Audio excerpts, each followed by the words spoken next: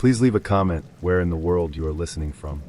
There was no bio on Ruth's profile, only pictures, and within a handful of messages, she'd asked me over to her place. Straight out of the gate, that was 2 red flags, but she swore she wasn't a catfish, so I suggested we grab a cheeky pint first. That way, if a hairy biker dude turned up and made kissy faces at me, I could make a speedy getaway through the fire exit. Ruth looked like a Greek goddess in her thigh-high skirt and trench coat. She had these stunning onyx eyes and almost seemed to glow in the dinky little pub. Every time she tossed her hair, the other drinkers stole glances in the back bar mirror. She looked different from the photos, sure, but still leagues above me. I went for a hug, which she redirected into a firm handshake. Ruth wore thick winter gloves, even though the fireplace in the corner was roaring.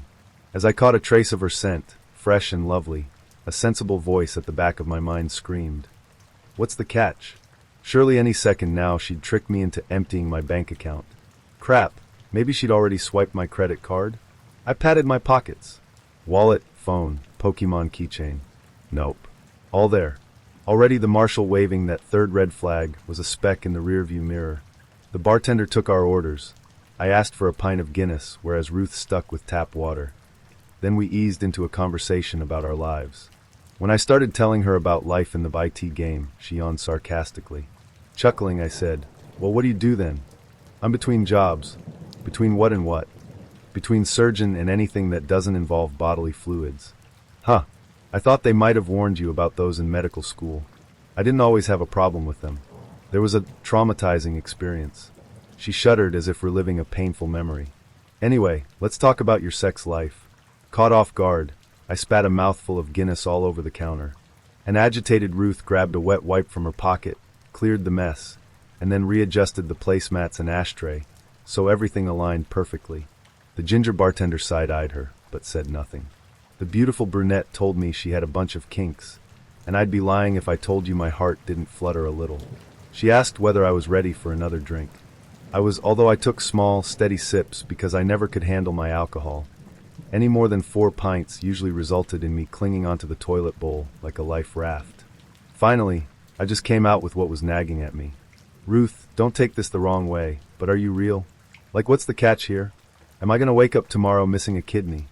That made her chuckle. "I'll be honest. There is a catch. I'll tell you if you promise not to make fun of me." I crossed my heart. She leaned close, pushed her pouty lips right up against my ear, and said, "I'm a clean freak. Like a major clean freak. If you come back to my place tonight, I need you to wash yourself the second we get there." As her gloved finger ran along my shirt collar, she fought the urge to retch. "Those clothes will need clean too. I've got a fresh pair you can borrow. And you must brush your teeth. Also, have you got an ear wax remover with you? If not, you can borrow one from my emergency kit." I asked whether she was serious. "Deadly. I absolutely cannot stand filth. I need you spotless." "Sound good." A winning lottery ticket had blown into my hand. I finished my pint in one long gulp, wiped away my foam mustache, and said, "Sounds great." In the front seat of her Volvo, Ruth handed me a breath mint. Probably because a trace of my aunt's famous cottage pie lingered on my breath. She drove west out of town, toward an ultramodern house standing against the forest. The straight angles of the white building looked odd juxtaposed against the pine trees, and there was an angular barrier around back keeping the vermin at bay. The sterile stench of disinfectant stung my nostrils the second we stepped through the front door. Everything was meticulously organized, all straight lines and spotless, like something from an IKEA catalog. You could have performed open-heart surgery in any room. There wasn't a single piece of furniture not covered in plastic, and 2 stuffed kittens batting invisible strings stood guard in the downstairs landing. "Aren't they cute?" Ruth asked when she noticed me staring. It's like she occupied an alternative, shrink-wrapped universe. She made me kick off my shoes, then I followed her to the end of the hall. Standing in the middle of the bathroom, she watched as I stripped off. Her neutral expression stung. She grabbed my clothes into a Ziploc bag, which she held away from herself like radioactive waste, and then she provided clear instructions about which soap and shampoo I needed to use. I bit down on the temptation to tell her I'd been washing myself for years. The sarcasm is probably what kept me single for so long, and stepped into the shower. Ruth left a white linen shirt and a pair of jeans folded neatly over the towel rack. The earwax remover on the edge of the sink operated like something out of Star Trek. I figured out the settings eventually, though. In the lounge, she handed me a shot of something fruity and sour. We clinked glasses and drank. The liquid burned on the way down. I went to sit on the sofa, but the plastic made it slicker than a water slide. I fell to the ground, and before I could pick myself up, my head got heavy and the air became stale. What happened next is a blur. 1 minute the ground was shifting beneath my feet. Next, I'm flat on my back. My legs were stuck. Alcohol was sloshing around the pit of my stomach, and breathing was borderline impossible. I made myself look down, a surprisingly difficult process. Past the end of the bed, Ruth rose into view, a mean-spirited grin on her face. She was encasing my legs with shrink wrap like an Egyptian mummy, gradually working her way north. I opened my mouth. No words came out. "SSSHHHH, this won't take long," she said. She swung her leg over my midsection, straddling me. Then she leaned forward and pushed her lips against my ear. "Don't worry, I'm going to take care of you. You look so handsome, all lovely and spotless. I'm just making sure you stay that way. Forever." Her tongue probed the inside of my ear, and then she went to fetch medical equipment from the corner of the room. My brain couldn't piece the mess together, but I knew I needed to get out of there. Fast. I tried flexing my leg muscles, but lacked the strength. Ruth's arms clamped tight around my ankles. "Stop. You're messing everything up." With all the energy I could summon, I thrashed from side to side until I fell off the bed. The wooden floor hit worse than concrete. I opened my mouth to groan, but instead a great flood of vomit shot out as if launched by a supercharged sprinkler. Chunks of cottage pie flew in every direction, a fountain of half-digested beef mince, onions, carrots, and garlic.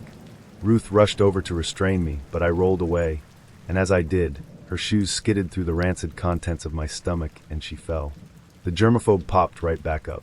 She looked at her palms, then the wet patches all down her back, and then her throat made this strangled sound like a cat hacking up a fur ball. She grabbed a set of wet wipes and started scrubbing herself clean, furiously. Sensing an opportunity to escape, I crawled away like a worm, leaving behind a snail trail of barf. "Get back here," Ruth screamed. She physically couldn't stop scrubbing her hands long enough to come after me. I crawled down the hall, around a bend. At one point I needed to use the crown of my head to force a door open. The entire time I was coughing, and trying to keep that morning's breakfast from creeping up in my throat.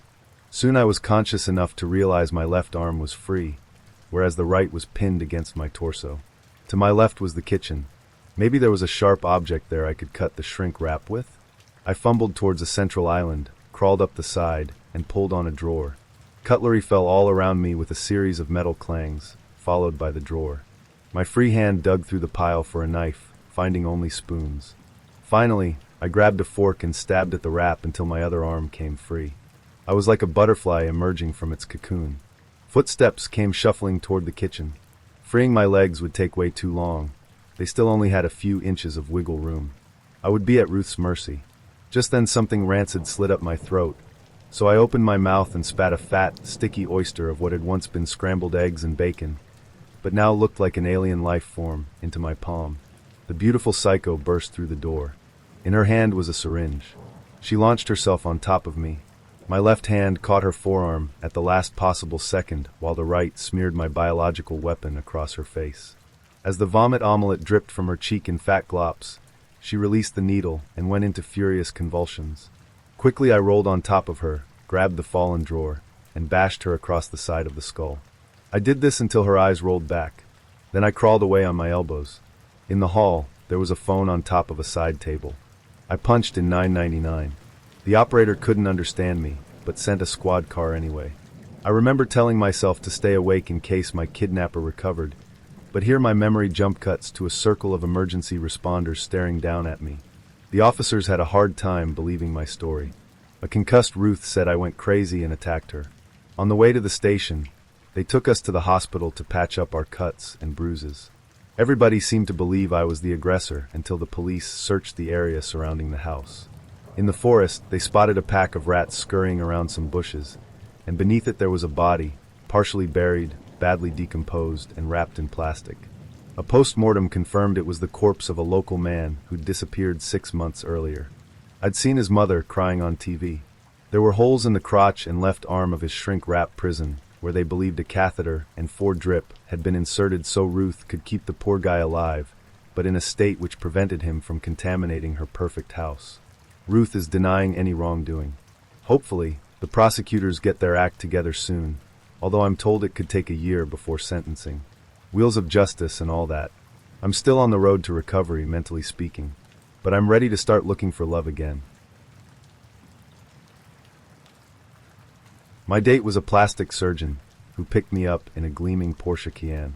It was the kind of car that seemed designed to announce, "I've made it," and he made sure I noticed it the moment I slid into the passenger seat. From the very beginning, he was eager to establish himself as a baller, a man who had arrived at the pinnacle of success and wanted everyone around him to know it. We headed to Cut, a high-end steakhouse in Beverly Hills, the kind of place where the lighting is as meticulously designed as the menu, and even the air seems infused with wealth. As we walked in, he made a grand gesture of handing his keys to the valet, flashing a confident smile as if the car alone guaranteed his status. Seated at a plush table in the corner, he launched into a monologue before I had even opened my menu. He spoke with the kind of self-assurance that comes from years of rehearsing lines about his achievements. He told me in great detail how much money he made, and vaguely hinted at some side business that apparently added even more to his already impressive earnings. As I listened, or rather, as I endured, his endless diatribe about his professional successes, I couldn't help but notice how one-sided the conversation was. I tried to interject here and there, but he was clearly uninterested in anything I had to say, unless it provided an opportunity for him to redirect the spotlight back onto himself. The wine list came, and he ordered an expensive bottle without consulting me, then proceeded to make sure I knew just how much it cost. The entire experience was less like a date and more like a performance, a very tiresome one at that. By the time the appetizers arrived, I was already fantasizing about the quickest, most polite way to exit the evening. But politeness soon gave way to a different kind of strategy. I decided to make the most of this situation, not for the conversation, not for the food, but for the sheer entertainment of seeing how far this man would go to flaunt his ego. If he wanted to be the star of the show, I was willing to give him a plot twist. Leaning forward, I decided to play my part. I told him, with an air of casual curiosity, that I had recently read an article about a fascinating development in his field. "Did you know," I began, "that some plastic surgeons are using fat cells from cadavers in cosmetic surgeries?" I delivered the line with just the right mix of intrigue and innocence, watching his face carefully for a reaction. For a moment, he stared at me blankly, as though trying to process whether I was being serious or attempting to poke a hole in his meticulously curated image. "Is that what your side business is?" I asked, maintaining the same even tone, as though it were the most natural question in the world. The transformation was immediate and astonishing. His eyes widened, and his face turned a shade of red I hadn't thought possible outside of cartoons.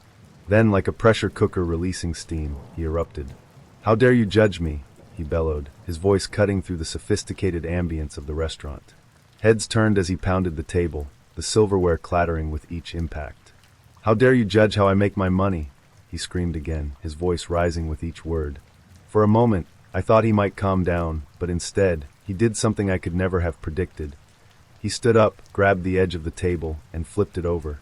Plates, glasses, and that very expensive bottle of wine went crashing to the floor in a chaotic symphony of shattering glass and gasps from the other diners. The restaurant fell silent as every eye turned to our corner, the spectacle of the evening now fully underway.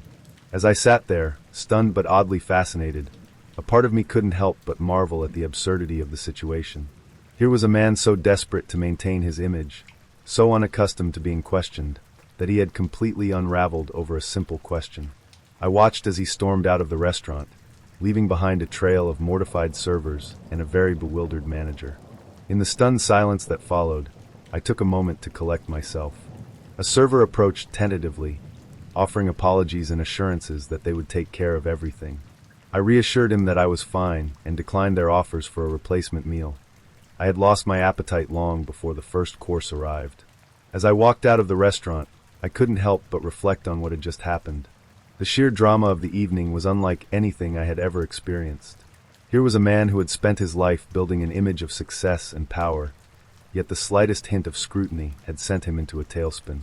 It was both comical and tragic, a perfect illustration of the fragility that often hides beneath grandiosity. The drive home was blissfully quiet, and I found myself replaying the events of the night in my head, alternating between disbelief and laughter. The absurdity of it all felt like something out of a movie, a surreal comedy of errors that I couldn't have scripted if I tried. As I turned the key in my apartment door, I felt a wave of relief to be back in the comforting normalcy of my own space.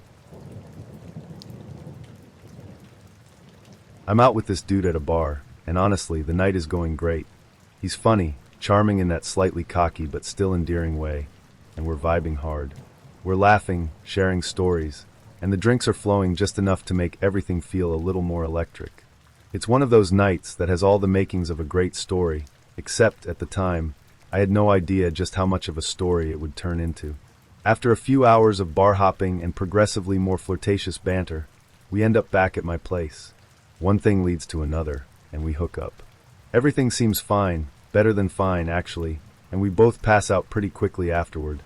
At this point, I'm thinking the night has been a win. But then at some point in the middle of the night, I wake up feeling damp. At first, I'm groggy and disoriented, not fully processing what's happening. I shift a little, and that's when it hits me. There's wetness in my bed. Like, not just a little dampness, but wet. I sit up, my brain scrambling to make sense of the situation. Maybe I spilled something?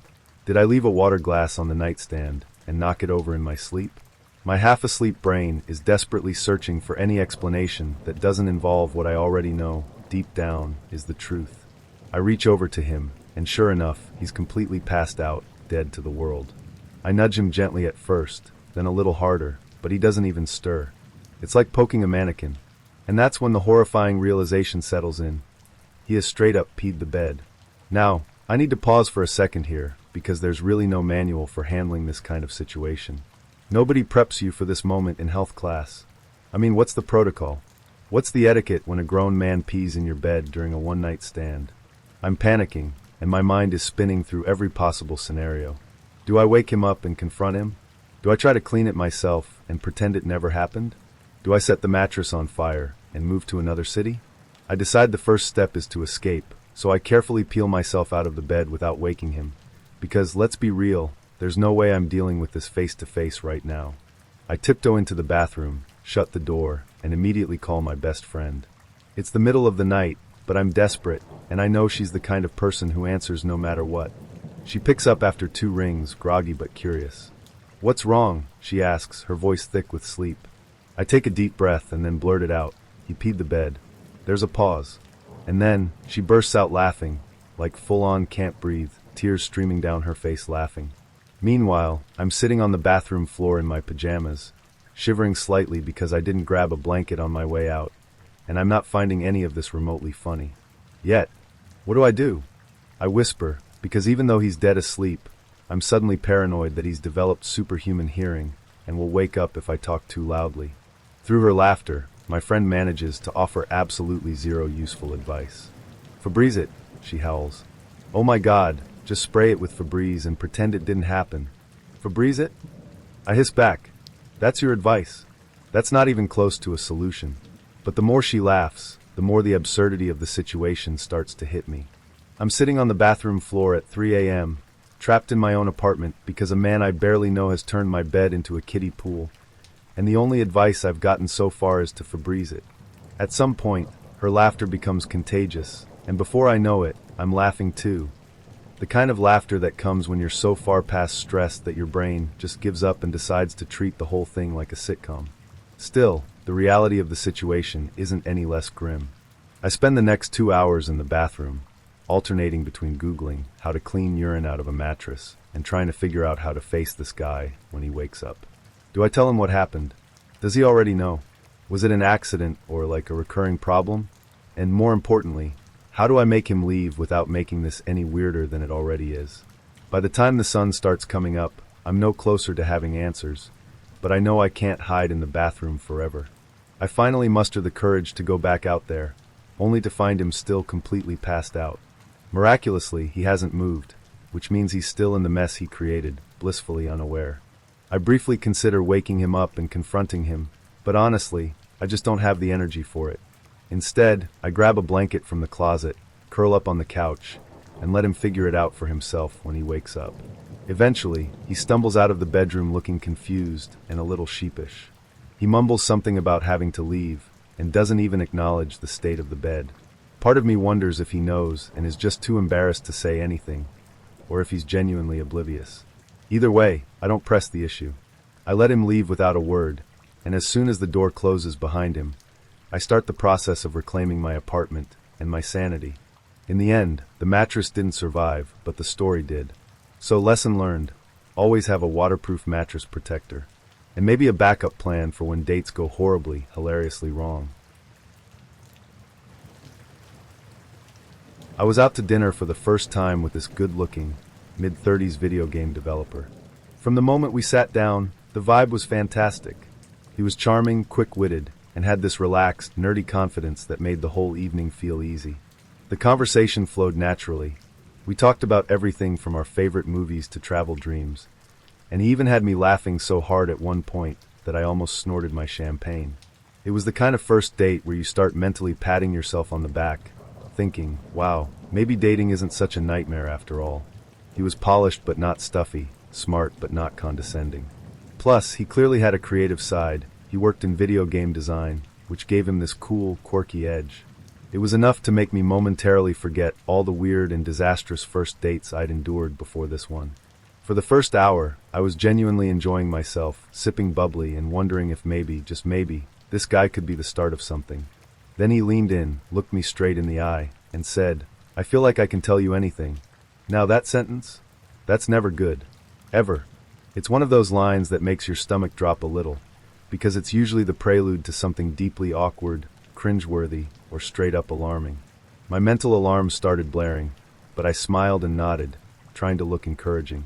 What could he possibly have to say that warranted this kind of dramatic setup? And that's when he hit me with it. He confessed that he was a virgin. Not just a virgin, but someone who had never had regular sex because he had a hyper-specific fetish that made dating complicated. And then he dropped the bombshell. His fetish was body inflation. Now, I'm not someone who shames people for what they're into. Live your truth, you know. But I had absolutely no idea what body inflation even was, so I just blinked at him and asked, "Wait, what does that mean?" With the calmness of someone explaining the weather forecast, he told me it's when a person is turned on by the thought of certain parts of the body being inflated, like a balloon. Specifically, he said, he was fixated on women with big breasts blowing up balloons, and the mental image of those balloons expanding did things for him.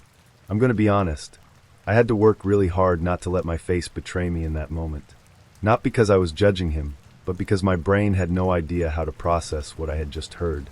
I mean, you go into a first date expecting the usual getting to know you stuff, hobbies, job talk, maybe a little light trauma if things get deep. You do not expect to hear about someone's balloon-centric fantasies over champagne and filet mignon. But I didn't want to make him feel bad or embarrassed. It took guts to open up like that, especially to someone he barely knew. So trying to keep things light and non-judgmental, I asked, "How did this all start for you?" That's when he told me it all went back to his childhood. Apparently, the defining moment was watching the 1985 movie Weird Science. For those who haven't seen it, it's about these two nerdy guys who use a computer to create their dream woman. There's a scene where the boobs on the computer model get blown up really huge, cartoonishly huge, and for him, that was the spark. Something about the exaggerated, over-the-top imagery locked into his brain, and the rest was history. I stared at him, swirling my champagne, trying to decide how to respond to this unexpected dive into his psychological origins. What do you even say to that? Wow, that's fascinating. Oh, I love that movie too? I settled on a polite nod and a huh, that's interesting, because I genuinely didn't know how else to keep the conversation afloat. But he wasn't done. He went on to explain how this fetish had made it hard for him to connect with people in the past. Dating was tricky because he either had to hide this huge part of himself or risk scaring people away. He said he felt comfortable telling me because I seemed open-minded, which I guess was a compliment, even if it felt like a lot of pressure in the moment. Then came the part that really threw me. He admitted that he specifically asked me out because of my large breasts. He said he'd been drawn to my look and couldn't stop thinking about the idea of me blowing up balloons. I took another sip of champagne, trying to keep my face neutral. Inside, though, full panic. Not because I felt unsafe, he wasn't creepy about it, surprisingly, but because this was so far outside anything I'd ever encountered before. I think he mistook my silence for curiosity, because he started explaining in even more detail, talking about how he collected vintage inflatable toys and followed artists online who drew inflation-themed artwork. He was passionate about it, and honestly, it was kind of impressive how open he was. But the more he talked, the more I realized that this wasn't something I could handle. I mean, there's open-minded, and then there's this. The rest of the night was a blur. I did my best to keep the conversation polite, steering it towards safer topics whenever possible. But every time he circled back to balloons, or my chest, I felt more and more like I was trapped in some surreal comedy sketch. By the time the check came, I was ready to call it a night. He asked if I wanted to hang out again, and I panicked and said, "Let me think about it," which was code for absolutely not. We and this guy were having what I thought was a decent, casual conversation, nothing too deep, but pleasant enough to keep me engaged. That is, until the conversation suddenly veered into unexpected territory. Out of nowhere, he shifted gears and asked if I wanted to come over to hang out. Now, let's be clear here, it was already late in the evening, and we had barely exchanged more than a handful of messages. There was no pretense, no build-up, no charming attempt to make it seem like he was interested in anything more than one thing. I think my favorite part was the way he used the phrase hang out like it wasn't the most obvious euphemism for a hookup ever invented. I politely shut it down. I told him I wasn't the kind of girl who met up with strangers late at night for casual sex, wished him the best of luck on his hunt, and figured that would be the end of it. Spoiler alert, it wasn't. Instead of taking the rejection in stride and moving on like a normal human being, he lashed out. He accused me of being a prude, because apparently having standards and boundaries now qualifies as being uptight. I tried to keep things civil, explaining that we all have different expectations and preferences, and maybe we should just agree to disagree. It was my attempt to de-escalate, to wrap things up on a relatively positive note, but clearly, this guy was not in the mood for maturity. That's when he really let loose. He went off on this bizarre tirade about how he'd already slept with 75 women that year alone, and, get this, all of them were horrible. First of all, 75 women? That's not dating, that's speedrunning Tinder. Second, the fact that every single one of those encounters was horrible probably said a lot more about him than it did about the women. I mean, if 75 people can't stand being around you, maybe it's time to look in the mirror instead of blaming them. I couldn't help myself. I started treating the whole thing like a joke. It was just too ridiculous not to. I pointed out that if he hated all these supposed women he'd been with, maybe he should consider changing his approach. I even told him, jokingly, that being such a terrible person probably wasn't the most effective strategy for getting laid. At first, I thought my humor might diffuse the situation, but instead, it seemed to fuel him. He doubled down, getting even crasser and meaner, hurling insults like he thought he was auditioning for a role as the next Bond villain. It was less seductive and more unhinged rant. Finally, I decided enough was enough, and stood up for myself. I called him out for being rude, insecure, and weirdly desperate. I figured that would be the mic drop moment, the thing that would make him storm off and never message me again. But no. Instead, he asked to sleep with me again. At this point, I genuinely couldn't tell if this was some kind of twisted prank or if he had the self-awareness of a potato.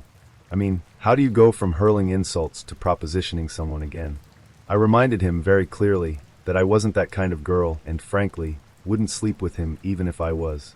I even joked that based on how critical and mean he was just in conversation, I'd hate to hear what his feedback would be after sex. You'd think that would be the end of it, right? Nope. Instead, he pivoted again. This time he declared, wait for it, that he loved me. That's right. Less than 30 minutes after calling me a prude and bragging about his alleged body count, he decided I was his soulmate.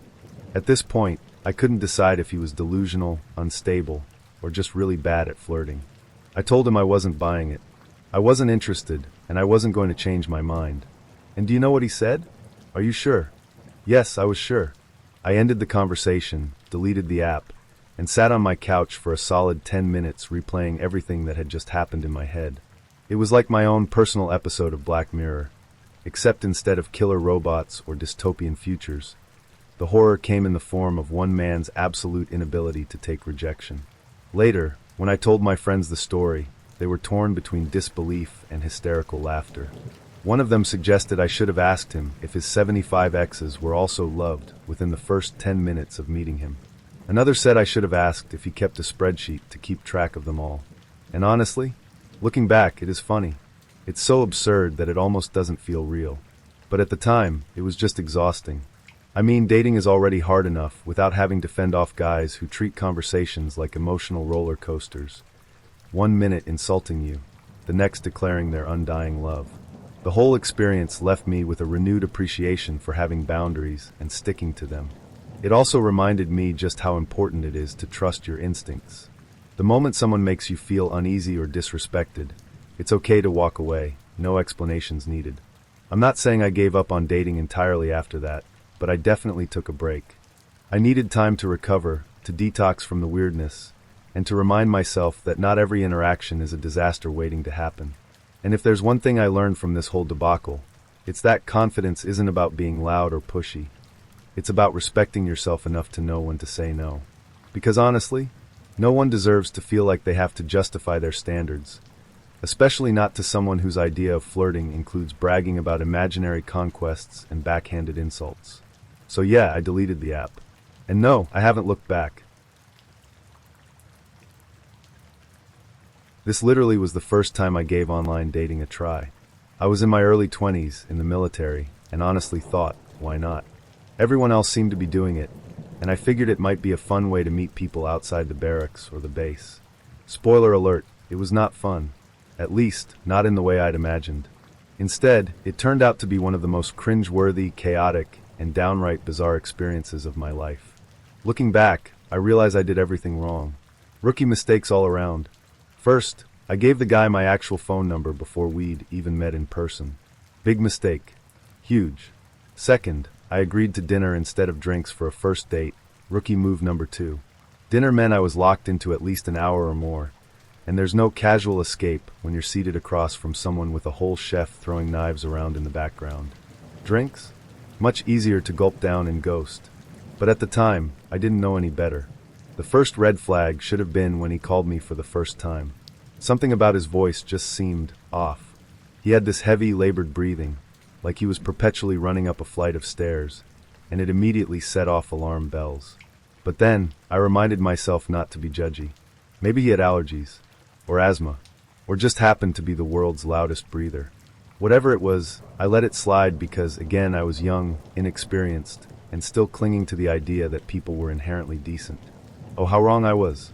We finally met in person, and my jaw nearly hit the floor. The guy, who in his pictures looked like a solidly built, slightly nerdy guy with tattoos, was nothing like the photos. It wasn't even a matter of angles or lighting. This man had sent me photos that were easily a decade old, maybe more. And in that time, let's just say, things had changed. He was obese. Like, couldn't fit in the booth comfortably obese. And listen, I'm not someone who judges people based on looks, but the fact that he'd so blatantly misrepresented himself felt like a slap in the face. Still, I was polite. I smiled, accepted the flowers he brought, a nice touch, I'll admit, and tried to make the best of it. We went to one of those Japanese steakhouses where they cook the food right in front of you, which, in hindsight, was both a blessing and a curse. On one hand, it gave me an excuse to focus on the chef flipping shrimp into his hat instead of my date's awkward attempts at conversation. On the other hand, there was no easy way to slip out unnoticed in the middle of someone chopping onions with a samurai sword. I powered through the date, being as friendly and sociable as I could. I even made conversation with the other strangers at the table, just to keep things from getting too one-on-one. At the end of the night, I gave him a polite hug and thanked him for dinner, already mentally drafting my thanks but no thanks message. Later, I can't remember if I called or texted him, but I kept it simple. Something along the lines of, "Hey, I think you're really nice, but I just don't feel like we're a match. I wish you the best." It was as gentle and non-confrontational as humanly possible. But apparently that didn't matter, because that is when all hell broke loose. This guy started calling me at all hours, morning, noon, and especially night. My phone became this ticking time bomb of anxiety, buzzing relentlessly until I finally just started turning it off completely. But it didn't stop there. No, he upgraded to full-on cyberstalking. He started creating fake profiles to catfish me. He'd pretend to be someone else, chat me up, and then, as soon as I sent him a picture, the mask would come off. He'd reveal it was him and launch into a tirade about how ugly I was and how no one would ever want me. I'm talking pages of insults, everything from my looks to my personality to my laugh, which, by the way, is adorable. I tried blocking him, but he just kept popping up under different usernames. It was like playing a twisted game of whack-a-mole, except the mole was unhinged and had an internet connection. And just when I thought it couldn't get worse, it did. Turns out, he was a contractor on the base where I worked. I guess that's how he thought he'd impress me, by dropping casual hints about being connected to the military. Instead, he used those connections to escalate things even further. I reported him for harassment, thinking that would put an end to it. But instead, he turned the tables. He went to his boss, who then contacted my chain of command and accused me of trying to prostitute myself to him. Yep. According to him, I was the one chasing him down, begging for sex, and getting rejected, which, let's be real, is laughable considering he was the one blowing up my phone like an unpaid bill collector. The whole thing became this weird, humiliating mess that eventually made its way to my sergeant major. Now, my sergeant major was a tough, no-nonsense type, but he also had a wicked sense of humor. When he called me into his office, I was mortified, bracing for the worst. But instead, he could barely keep a straight face. "Let me get this straight," he said between chuckles. "You thought a guy with breathing issues and old photos was the one?" I wanted to die. But thankfully, he knew me well enough to know the accusations were garbage, and the whole thing got dismissed. Still, it was embarrassing to sit there while my sergeant major tried, and failed, not to laugh at how naive I'd been. To this day, that's probably the worst dating experience I've ever had. And trust me, there have been other weirdos and oddballs since then, but none quite as bad as that guy. When I was a freshman in college, I ran into a guy I had first met when I was 16. At the time, he had that effortless charm that teenage girls can't resist. Cute, funny, and confident in a way that was just cocky enough to seem cool, but not yet annoying. We hit it off immediately, and as teenagers do, he asked me to be his girlfriend that very same day. And of course, being 16 and swept up in the thrill of what felt like fate, I said yes. The next day, though, reality came crashing in. I called him, excited to hear his voice, and already mentally planning what color prom dress would match his tie. But instead of him, a girl answered the phone. Not his sister, not a friend, his girlfriend. She was polite, I'll give her that, but she wasted no time in letting me know he couldn't date me because, surprise, he was already in a relationship with her. I was mortified. Humiliated, sure, but mostly angry. How dare he? I spent the next few days flipping between plotting petty revenge fantasies and rolling my eyes at how dumb I'd been. And then I moved on, or so I thought. Fast forward a few years to freshman year of college, and there he is, standing at the end of the bar like some ghost of bad decisions past. At first, I thought I was seeing things. I mean, what were the odds? But no, it was definitely him. The same smirk, the same swagger. And because I was feeling bold, and maybe slightly fueled by vodka cranberries, I marched right up to him. "Hey," I said, leaning in like we were old friends catching up. "Do you remember me?" It took him a second. I could practically see the gears turning in his head as he tried to place my face. And then it clicked. His eyes widened just slightly, and he gave this sheepish half-smile that told me he knew. I spent the better part of the night poking fun at him for what a total jerk he'd been. I teased him relentlessly about how he'd asked me to be his girlfriend while already having one, and then ghosted me like some teenage Houdini. At first, he just laughed it off, but then something shifted. The teasing turned into playful banter, the sarcasm softened, and before I knew it, he was poking fun at himself, owning up to his past sins with a kind of charm that I hated how much I still found attractive. One thing led to another, and suddenly we were kissing goodnight. And there I was, once again wondering if I'd see him again. This time I did. We started dating, not just casually either. He lived on Long Island, and I was going to school at SUNY Purchase in Westchester, but the distance didn't seem to matter. He visited me most weekends, and sometimes even during the week, always making the effort to spend time together. He was thoughtful in a way that felt surprising, given our rocky history. By the time the end of the semester rolled around, I was fully enamored. He even came up to visit me during finals week, helping me pack up my dorm room when I was too stressed and sleep-deprived to function. He carried half my stuff to his car and then drove it all the way to my parents' house, meeting them for the first time without me even being there. It was awkward, sure, but it was also so sweet and helpful that I couldn't stop gushing about it to my friends later. I felt like I'd finally won, like all the drama from high school had led to this moment where he was proving to me, and to himself, that he wasn't that immature kid anymore. I was excited, not just about him, but about the summer ahead. No more long-distance visits, no more train rides or weekend countdowns. We'd finally be in the same area, and I was ready to dive into the relationship even deeper. But then, as it turns out, some ghosts refused to stay buried. The semester ended, I moved home, and the first thing I did was call him, eager to make plans for the weekend. No answer. I tried again. Still nothing. I told myself not to panic. Maybe he was busy or had bad cell service. But after the third and fourth calls went to voicemail, the sinking feeling started to set in. I sent texts. No response. I even tried calling from my home phone, just in case he was screening my number.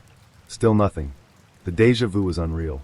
It felt like history was repeating itself in the cruelest way possible. Only this time it hurt worse, because I'd actually let myself believe things were different. I spent days oscillating between denial and anger, checking my phone every 5 minutes, rereading our last messages, trying to find some clue that might explain how we'd gone from making summer plans to this. Eventually, the anger won out.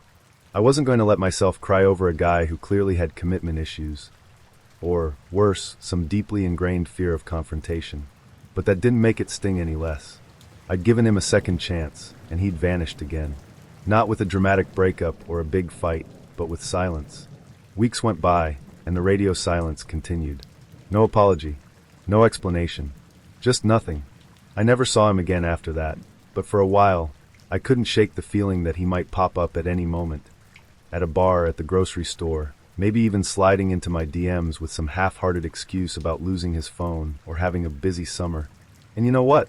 If he had, I probably would have laughed in his face. I met Sam on OkCupid. She was butch, chunky, and just super gay. And I was immediately obsessed. She messaged me first, just a simple "Hey, you're cute." Normally, a message like that wouldn't have caught my attention. It was basic, generic, the kind of opener that felt like it required zero effort. But here's the thing, when you're a masculine of center woman like me, being approached by another masculine woman feels about as rare as spotting a double rainbow or winning the lottery. It just doesn't happen. I wasn't about to let the opportunity pass me by. We started chatting, and before long, we decided to meet up. She suggested her favorite bar, this dimly lit dive with cheap drinks and mismatched furniture that felt like it had been curated by someone who owned a record player and an ironic collection of ceramic cats. I didn't even mind that she drove a ridiculous car, think old, boxy, and way too loud for what it was, or that she had the same name as my mother, which should have been an immediate red flag. I also chose to overlook the way she name-dropped musicians like it was a sport, because despite all of that, she was so hot. Over the next few months, we hung out. I put that in quotes because we never officially defined what we were doing. We didn't slap labels on it, but we definitely acted like a couple. Or at least I did. I went to shows where her band played, pretending to care about their moody, experimental sound that mostly involved banging on drums and yelling. I played with her very cute cats, who seemed infinitely more emotionally available than she was. I even tolerated it when she started calling me Biz Cass, because I had a habit of wearing blazers and button-ups, as if that was some great personality flaw she had to tease out of me. She was a punk, allergic to rules and structure, the utter opposite of me. I was responsible, goal-oriented, the kind of person who always had a 5-year plan and an organized Google Calendar. She couldn't even commit to dinner plans without flaking half the time. And the flakiness? Oh, it was infuriating. Not full-blown ghosting. Mind you, we still hung out. But she had this habit of canceling any actual plans we made. Dinner? Nope. A movie? Forget it. A walk around the conservatory we'd talked about for weeks? Not happening. Instead, we'd end up at her place, sprawled out on her couch, rewatching Broad City for the 5th time. I caught on quickly and started preparing for her inevitable last-minute changes of heart. One time, she begged me to buy tickets for a gong bath. Yes, a gong bath weeks in advance. The day of, she whined, "I don't want to go anymore. Can't we just stay in and watch TV?" But I was ready. I pulled a full cheese board and a cider flight out of my backpack, like some kind of picnic magician. If we were staying in, we were at least going to do it with style. She didn't even try to hide her annoyance at how prepared I was. And yet, despite her constant flaking, I kept showing up. I told myself it was her free-spirited nature, that I was drawn to her untamed energy because it balanced out my own need for structure. In reality, I think I was just dazzled by how effortlessly cool she seemed. Then came the kidney stones. It was spring, right after cuffing season, and we'd had a particularly boozy brunch after spending the night at her place. By that evening, I was in the ER, miserable and in pain. She texted me sweet things while I was doped up on pain meds, told me she'd come help out if I needed her. I declined, not wanting to be seen in my hospital gown and post-morphine haze. And then the next day, she flaked again. She texted to let me know she couldn't make our date that night because, and I swear I'm not making this up, she was really missing spending time with her guitar. Her guitar. I was furious. I didn't respond. Not to that text or the ones that followed. I figured that was the end of it. But then late that night, like just before midnight late, she texted me apologetically and asked to come over. Against my better judgment, I said yes. I let her in, still weak and recovering, and we curled up in bed watching the X-Files until I fell asleep. By morning I'd softened. I told myself that nobody's perfect, that this was just her being flaky and independent and weird in the ways I'd secretly found charming. I decided to let it go, to forgive her. I walked her to the door where she kissed me goodbye and, get this, literally said, "Have a nice life." At first, I thought she was joking. It sounded so dramatic and final that I even laughed a little, waiting for her to crack a smile or follow it up with a joke. But no, she meant it, and just like that, she was gone. I never heard from her again. No texts. No calls. Nothing. She vanished as suddenly as she'd appeared, leaving me with nothing but memories, lingering questions, and the lingering scent of patchouli on my pillows. It took me a while to process what had happened. Part of me wanted to be angry. How dare she just disappear after everything? But another part of me felt almost impressed. It was such a bold, unapologetic exit, the kind of thing only someone like her could pull off. It all started when the guy I'm talking to invited me to his friend's barbecue. It wasn't just a short drive down the road. It was all the way in the next county over. But here's the thing, he's charming, funny, and not bad on the eyes. So against my better judgment and the advice of every rom-com ever, I decide to make the trek. "Let me know when you're about 10 minutes away," he texts me. Like clockwork, I let him know when I'm close. His response?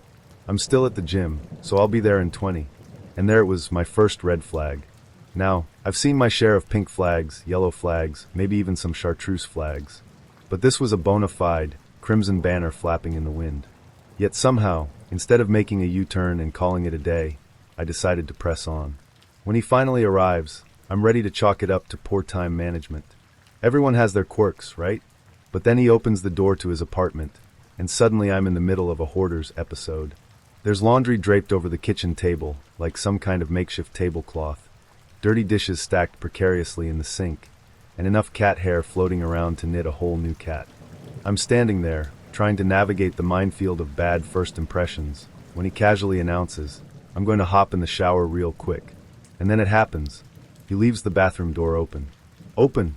Now, I'm not a prude, but there's a level of intimacy that shouldn't happen before appetizers at a barbecue. I take a deep breath, stare at the cluttered ceiling, and start mentally drafting an escape plan. But alas, I'm already in too deep. Plus, part of me is morbidly curious to see where this evening could possibly go. Showered and somewhat presentable, we head to his car. As we drive to the barbecue, I'm trying to get my head in the game. Maybe his friends will redeem him. Maybe the food will be spectacular. But just as I'm starting to convince myself that this night could turn around, he hits me with, "I should probably tell you something before we get there." Oh no, nothing good ever starts with, "I should probably tell you something." He goes on to explain that one of the attendees is another girl he met on Tinder. Excuse me? I whip my head around so fast I'm surprised I didn't sprain my neck. "You didn't think last night was a better time to tell me about this?" I demand. He has the audacity to say, "I didn't think you'd come if you knew." Well, congratulations, Sherlock. You're absolutely right. But here I am, trapped in this moving car, halfway to his friend's house, on what is shaping up to be the weirdest situation I've ever found myself in. When we finally get to the barbecue, I'm already plotting his downfall. But then I meet his friends. They're warm, funny, and have gone all out with the food.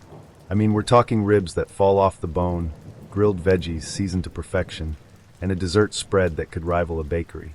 So despite my fury, I decide to slap on my polite face and enjoy the meal. After all, why should their effort go to waste just because their friend is an idiot? Then she arrives. The other girl. Let me tell you, I had braced myself for awkward, but nothing could prepare me for the bizarre spectacle that unfolded. As the introductions are made, I start sizing her up. And here's the kicker, she's sweet. Like really sweet. She's clearly not in on this social experiment we've both been dragged into. And suddenly I don't even feel competitive. I feel sorry for her. But that doesn't mean I'm going down without a fight. If this was going to turn into some kind of weird Tinder Elemi date showdown, I was prepared to win. Except, as I sipped on my third glass of wine and watched the chaos unfold, it hit me like a ton of bricks. I didn't want to win. This wasn't a prize worth fighting for. I wasn't about to engage in some Hunger Games-esque battle for a guy who couldn't even bother to clean his apartment before inviting someone over. So, I do the only logical thing. I stand up, put my napkin down, and look his friend square in the eye. "Thank you so much for dinner," I say, my tone dripping with gratitude. Then I turn to him. "Go ahead and sit back down. You're pretty worthless to me." I can still see the look of confusion on his face as I walked out of that backyard with my head held high. It was a glorious moment. I called an Uber, rode back to my car, and blasted empowering breakup songs all the way home. I never thought I'd be the guy to write one of these posts, but here I am, fingers trembling as they hover over my keyboard. I need to get this off my chest, and maybe someone out there can help me make sense of what the hell happened. But before I dive into the nightmare my life has become, let me introduce myself. My name's Jake, and I'm your average 28-year-old guy trying to make it in the big city. I work as a graphic designer for a small marketing firm, spending my days hunched over a computer, tweaking layouts and debating the merits of serif versus sans serif fonts. It's not the most exciting job in the world, but it pays the bills and leaves me enough free time to pursue my real passion, photography. I'm not what you'd call conventionally handsome. I've got this mop of unruly brown hair that never seems to behave, no matter how much product I use.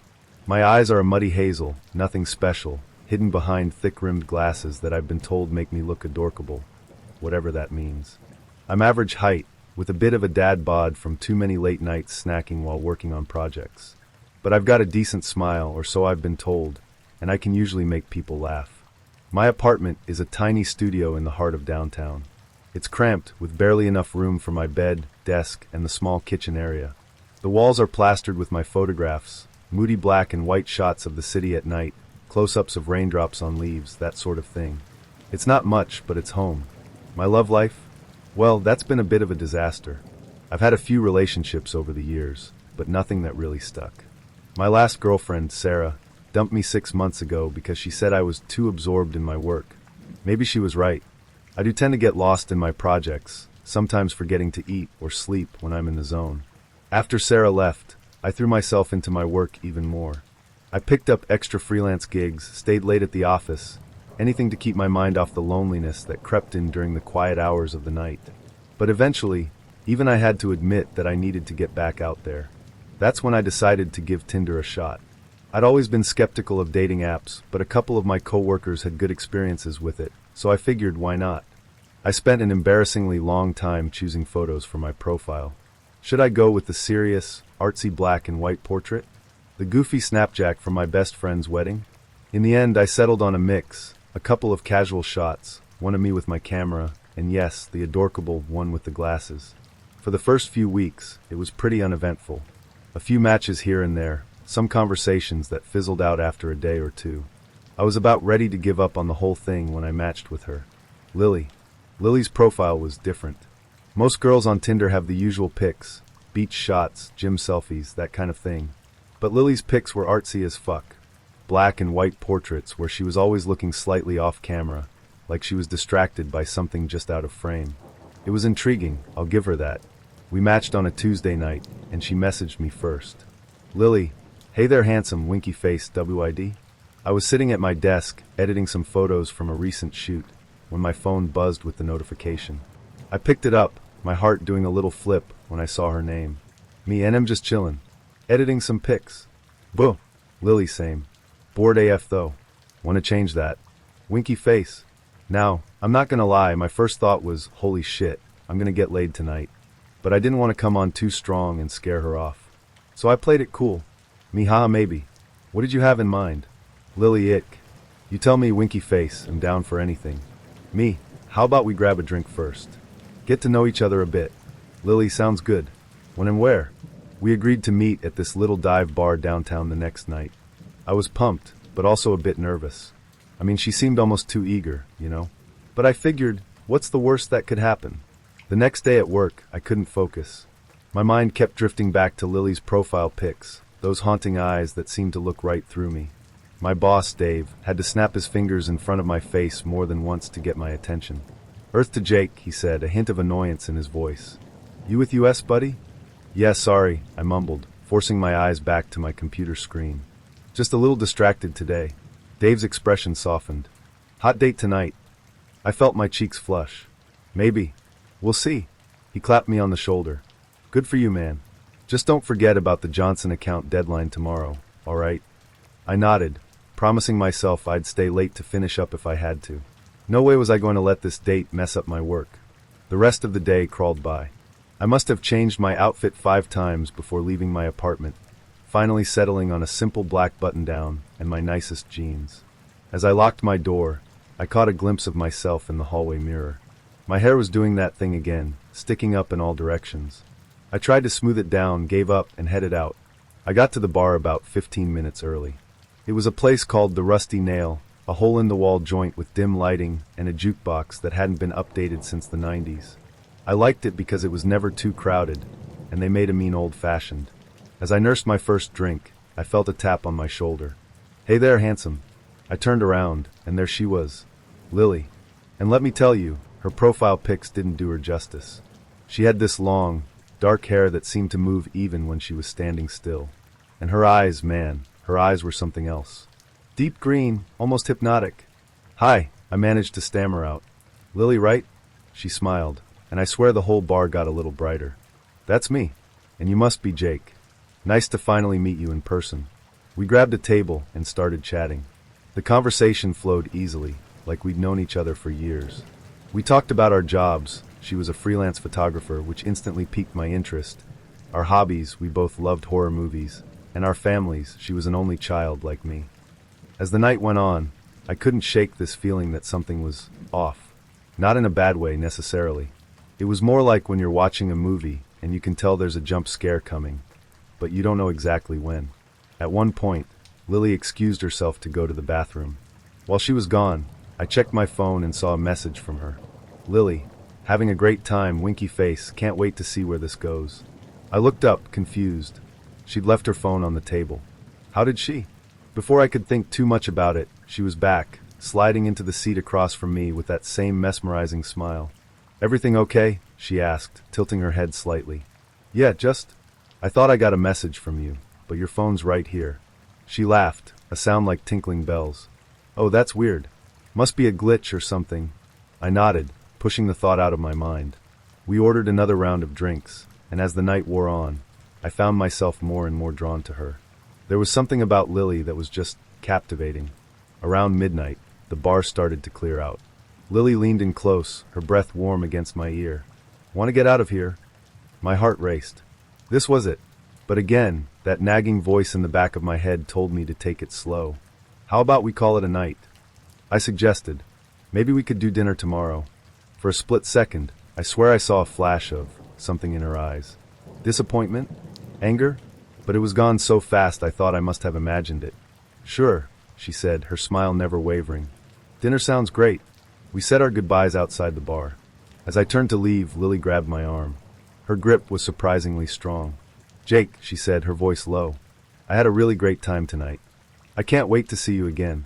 Me too, I replied, trying to ignore the goosebumps that had suddenly appeared on my arm. As I walked home that night, I couldn't shake the feeling that I'd just stepped into something I didn't fully understand.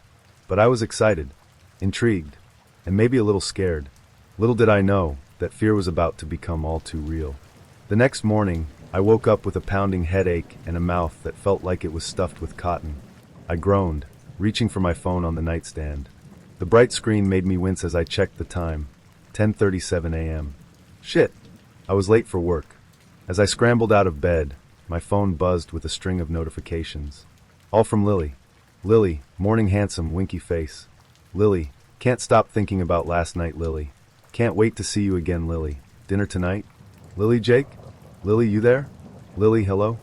Lily, why are you ignoring me? I checked the timestamps. The first message was sent at 3:17 a.m., barely an hour after we'd said goodbye. The last one was from just a few minutes ago. I rubbed my eyes, trying to shake off the uneasy feeling in my gut. This was a lot. Me morning Lily. Srey just woke up. Late for work. Dinner sounds great. Where do you want to go? Her reply came almost instantly. Lily, my place. They'll cook, winky face. I hesitated. Going to her place on the second date? It seemed a bit fast. But then again, hadn't I been hoping for exactly this kind of opportunity? Me sure sounds good. What time? Lily, 7. They'll send you the address. Can't wait, winky face. I quickly shot off a text to Dave, my boss, apologizing for being late and promising to stay extra to make up for it. Then I rushed through my morning routine. Barely tasting the stale coffee I gulped down before heading out the door. The day at work was a blur. I couldn't focus on anything, my mind constantly drifting back to Lily. There was something about her that I couldn't quite put my finger on. It was like she had this gravitational pull, drawing me in even when we weren't together. Earth to Jake, Dave's voice cut through my thoughts. I looked up to see him standing over my desk, arms crossed. You okay, buddy? You've been staring at that same layout for the past hour. I felt my face flush. Yeah, sorry. Just got a lot on my mind. Dave's expression softened. That hot date go well last night? Yeah, I nodded, a small smile tugging at my lips. We're actually seeing each other again tonight. Good for you, Dave grinned, clapping me on the shoulder. Just try to keep your head in the game while you're here, all right? I promised I would, but it was easier said than done.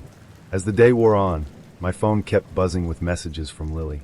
Random thoughts, jokes, even a few suggestive photos that made me glad I wasn't sitting in an open office. At 6:30, I headed out to Lily's place. She lived in an old Victorian house on the outskirts of town, the kind of place that probably looked charming in daylight, but took on a sinister air in the growing dusk. As I walked up the creaky steps to her front door, I couldn't shake the feeling that I was being watched. I turned around, scanning the street, but it was empty. I raised my hand to knock, but before my knuckles could touch the wood, the door swung open. Lily stood there, backlit by a warm glow from inside the house. She was wearing a flowing red dress that hugged her curves in all the right places, her dark hair cascading over her shoulders. Jake, she breathed, her green eyes seeming to glow in the dim light. I'm so glad you're here. She pulled me inside, the door closing behind me with a soft thud that sounded strangely final. The interior of the house was not what I expected. While the outside looked like it hadn't been updated since the Victorian era, the inside was sleek and modern. Minimalist furniture, abstract art on the walls, and what looked like state-of-the-art tech scattered around. Wow, I said, taking it all in. Nice place. Lily smiled, leading me towards what I assumed was the kitchen. Thanks. I like to keep people guessing. The smell of something delicious wafted through the air, making my stomach growl. Whatever you're cooking smells amazing, I said. Oh, that's just a little something I whipped up, Lily replied, a coy smile playing on her lips. I hope you like it. Spicy. We sat down to eat, and I had to admit, the food was incredible. Some kind of exotic dish I couldn't quite place, with flavors that danced on my tongue. As we ate, we talked and laughed, the wine flowing freely. I found myself relaxing, the unease from earlier melting away under Lily's warm gaze. After dinner, we moved to the living room. Lily put on some music, something low and thrumming that seemed to vibrate in my chest. As we sat on the couch, she moved closer, her hand resting on my thigh. I'm really glad you came over tonight, Jake, she said, her voice low and husky. I swallowed hard, suddenly very aware of how close she was. Me too, I managed to say. She leaned in, her lips brushing against mine. The kiss was electric, sending shockwaves through my body. I pulled her closer, losing myself in the moment. But then, something strange happened. As we kissed, I felt different. Lightheaded, but not in the usual way. The room seemed to spin, colors blurring and shifting. I pulled back, blinking hard. Are you okay? Lily asked, concern etched on her face. Yeah, I shook my head, trying to clear it. I feel a little weird. Oh no, Lily said, her hand cool against my forehead. Maybe you're coming down with something. Why don't you lie down for a bit? I nodded, letting her guide me to what I assumed was a guest bedroom. The room swam in and out of focus as I collapsed onto the bed. Lily's face hovered above me, her green eyes seeming to glow in the darkness. Just rest, she whispered, her voice sounding far away. I'll take care of you. As I drifted off, I could have sworn I saw something shift in Lily's face, like a ripple passing over water. But before I could process what I'd seen, darkness claimed me. I don't know how long I was out. When I came to, the room was pitch black. I blinked, trying to orient myself. Where was I? What happened? As my eyes adjusted to the darkness, I realized something was off. The room felt different, smaller somehow, and there was a smell, musty and damp, like a basement that hadn't been aired out in years. I reached out, feeling for a lamp or a light switch, but my hand hit something solid. Wood, rough and splintery. I ran my hand along it, my heart beginning to race as I realized what it was. I was in a box. A fucking box. Panic surged through me. I pushed against the wood, but it didn't budge. I opened my mouth to scream, but no sound came out. And then I heard it. A soft scratching sound, coming from above me. It grew louder, more frantic. Whatever was up there, it was trying to get in. Or maybe, it was trying to get out. I don't know how long I was trapped in that box. Minutes? Hours? Time seemed to lose all meaning in the suffocating darkness. The scratching sound above me had stopped, replaced by an eerie silence that was somehow even worse. Just as I was about to give in to full-blown panic, I heard a click. A sliver of light appeared, growing wider as the lid of the box was slowly lifted. I squinted against the sudden brightness, my heart pounding so hard I thought it might burst out of my chest. And there she was, Lily, peering down at me with those hypnotic green eyes. But something was different. Wrong. Her face seemed to shift and ripple, like I was looking at her through a heat haze. "Oh good, you're awake," she said, her voice oddly distorted. "I was worried I might have given you too much." What? I croaked, my throat dry and scratchy. "What's going on? Why am I in a box?" Lily tilted her head, a gesture that should have been cute, but now seemed alien and predatory. "Don't you like it? I made it just for you." She reached down, grabbing my arm with that surprisingly strong grip, and hauled me out of the box. As I stumbled to my feet, I realized we were in some kind of basement. The walls were bare concrete, covered in strange symbols that seemed to writhe and twist when I wasn't looking directly at them. "What is this place?" I asked, trying to keep the fear out of my voice. "What did you do to me?" Lily's smile widened, revealing teeth that looked just a bit too sharp. "I didn't do anything to you, Jake. I'm just helping you see things as they really are." She gestured around the room, and I noticed for the first time that we weren't alone. Shadows moved in the corners, taking on vaguely humanoid shapes before melting back into darkness. And on the far wall, I felt the blood drain from my face. Dozens of Polaroid photos were tacked to the wall, each showing a different man. Some were smiling, obviously taken on dates. Others looked terrified, their eyes wide with fear. And some were just empty-eyed husks, staring blankly at the camera. "Do you like my collection?" Lily asked, her voice filled with pride. "You'll be joining them soon." I backed away, my legs shaky. "What the fuck are you?" Lily laughed, the sound echoing unnaturally in the basement. "Oh Jake, I'm whatever you want me to be. Isn't that what all men want? A girl who's down for anything?" As she spoke, her form began to change. One moment she was the beautiful woman I'd met at the bar. The next she was a writhing mass of shadows and teeth. I blinked hard, convinced I must be hallucinating, but the transformations continued. "This isn't real," I muttered, squeezing my eyes shut. "This can't be real." I felt a cold hand on my cheek, forcing me to open my eyes. Lily was inches from my face, her green eyes now swirling pools of darkness. "It's very real, Jake," she whispered. "And it's only just beginning." Suddenly, the room began to spin. The concrete walls melted away, replaced by swirling vortexes of color and shadow. I felt like I was falling, tumbling through space and time. When the world finally stopped moving, I found myself back in my apartment. I was lying on my bed, fully clothed, my alarm blaring next to me. With a shaking hand, I reached out and shut it off. 6:30 a.m., Tuesday morning, the day after I'd first matched with Lily on Tinder. Had it all been a dream? Some kind of stress-induced hallucination? I grabbed my phone, my heart racing as I opened Tinder. There she was, our match still at the top of my list. But our conversation, it was gone. As if we'd never spoken. Relief washed over me. It had just been a nightmare. A vivid, terrifying nightmare, but nothing more. I let out a shaky laugh, running a hand through my hair. That's when I noticed it. A small, red mark on my wrist, right where Lily had grabbed me in the bar. In the dream. As I stared at the mark, my phone buzzed with a new message. From Lily. "Lily, morning handsome, winky face, ready for round two?" I dropped the phone like it was on fire, scrambling out of bed. This couldn't be happening. It wasn't possible. But as I moved, I felt something in my pocket. Frowning, I reached in and pulled out a Polaroid photo. My blood ran cold as I looked at it. It was me, sleeping in that box in the basement. And in the corner of the photo, just barely visible, was a pair of glowing green eyes. I sank to the floor, my back against the bed, as the reality of the situation crashed over me. This wasn't over. It was far from over. And Lily, whatever she was coming for me again. My phone kept buzzing with messages, but I couldn't bring myself to look at them. Instead, I sat there, staring at the photo, trying to make sense of what was happening to me. That's when I heard it. A soft scratching sound, coming from inside my closet. The same sound I'd heard in the box. Slowly, trembling, I turned my head towards the closet door. And as I watched, paralyzed with fear, the handle began to turn. My heart pounded in my chest as I watched the closet door slowly creak open. Every instinct screamed at me to run, but my body refused to move.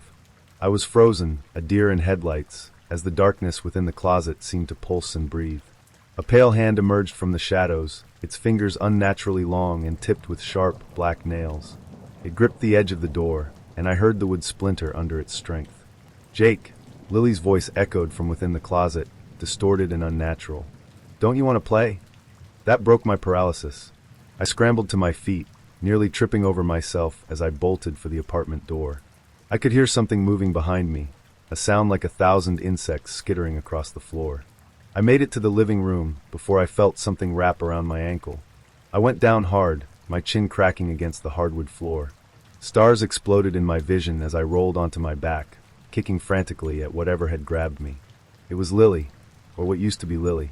Her body was twisted and elongated, more shadow than substance. Her face was a constantly shifting mask of features, only those piercing green eyes remaining constant. "Why are you running, Jake?" she asked, her voice coming from everywhere and nowhere at once. "I thought you wanted this. You swiped right, after all." I managed to break free of her grip and scrambled backward until my back hit the wall. "What are you?" I gasped out. Lily's form solidified slightly, taking on a more human appearance, though still wrong in ways I couldn't quite define. She tilted her head, that predatory smile back on her face. "I'm whatever you desire most, Jake," she said, her voice a seductive purr. "Isn't that what Tinder is all about? Finding your perfect match." She took a step towards me, and I pressed myself harder against the wall, wishing I could phase through it. "But I don't. I never wanted this." Lily laughed, the sound like breaking glass. "Oh, but you did. All those lonely nights, swiping endlessly, hoping for a connection. You were calling out to something, Jake." And I answered. As she spoke, the room around us began to change. The walls melted away, replaced by an endless void filled with swirling colors and shapes. I could see other figures in the distance, trapped in bubbles of reality. With a jolt, I realized they were the men from the Polaroids in the basement. "What is this place?" I asked, my voice barely a whisper.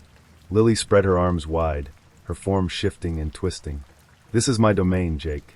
A place between realities, where desires and nightmares become one." She leaned in close, her breath cold against my ear. "And now you're a part of it." I felt something inside me snap.